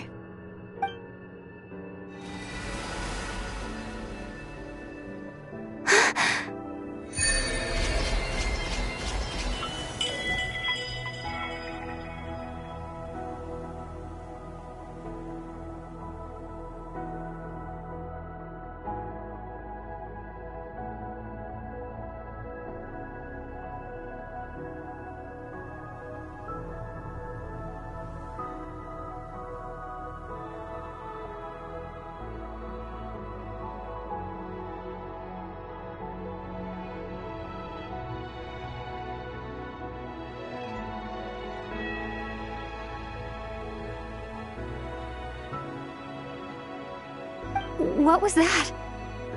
I lifted some of the restrictions this world placed on you. I trust this will help in your future adventures. My power. It feels like it's grown. I can use the elements more freely now. Thank you. This will be a great help. You're welcome. I see you as family, and after everything you've done for me, In fact, no. It's not because I owe you. It's because you're worth it. Here, this flower is for you.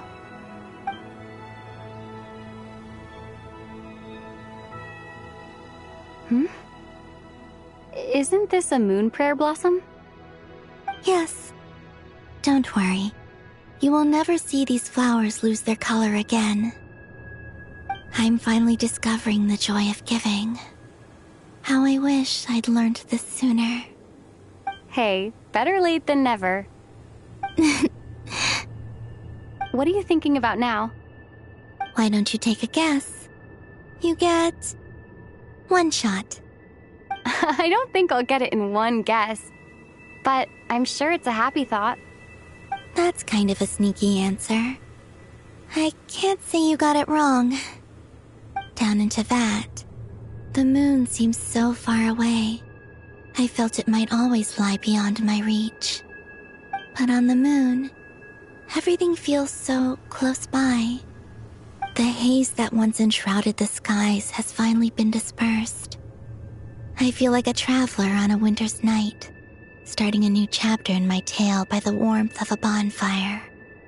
I don't have a lot of luggage, but I do have a lot of hope for the future. Well, what's next? Next? To start with, I want to stay here just a little longer. After that, let's return home and continue our journey.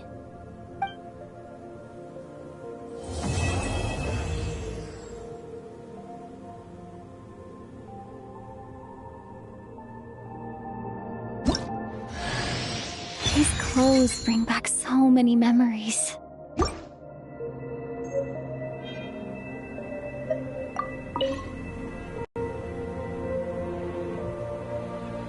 The journey goes on, for you and for me.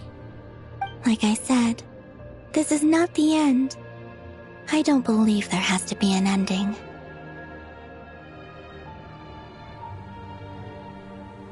Oh, is that your next destination? Most people would probably tell you to pack some warm clothes. But I experience things differently than most people, so I can't know how cold it is. In fact, it is home to quite a wondrous heat source.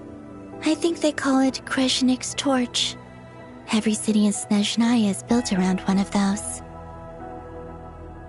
I sensed the energy it gave off as I was passing by on a railway train.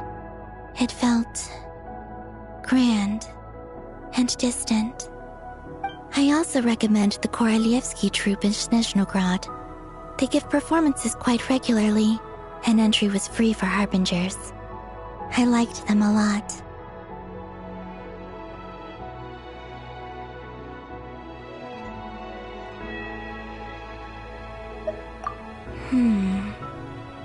Ice cold and sharp. Crystal clear in some ways, yet profoundly unfathomable in others.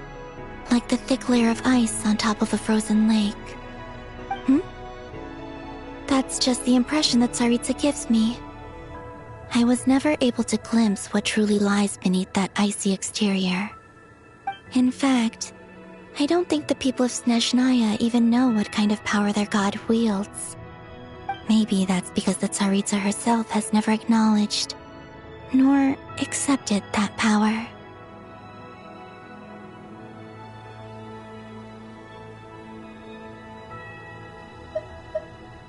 There's Regrator, the Rooster, and the Jester.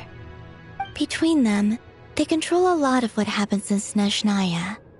But I could never wrap my head around how exactly power is split between them. I just know they are each responsible for many specific domains. I noticed that the Rooster and Regrator often appear to get along on the surface, while working against each other in secret.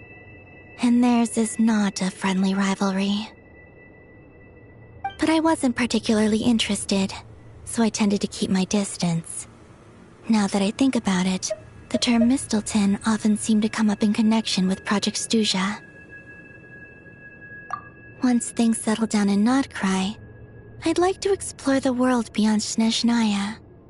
You've told me so many stories about the other places you've been to, and all the friends you've made there.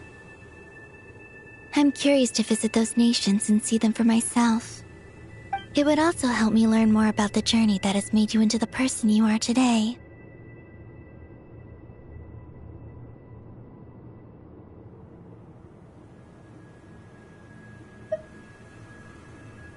Okay. As you continue on your journey, don't forget to gaze up at the moon once in a while. It is, after all, no longer an illusion. It shall cast down its true moonlight, connecting us in truth.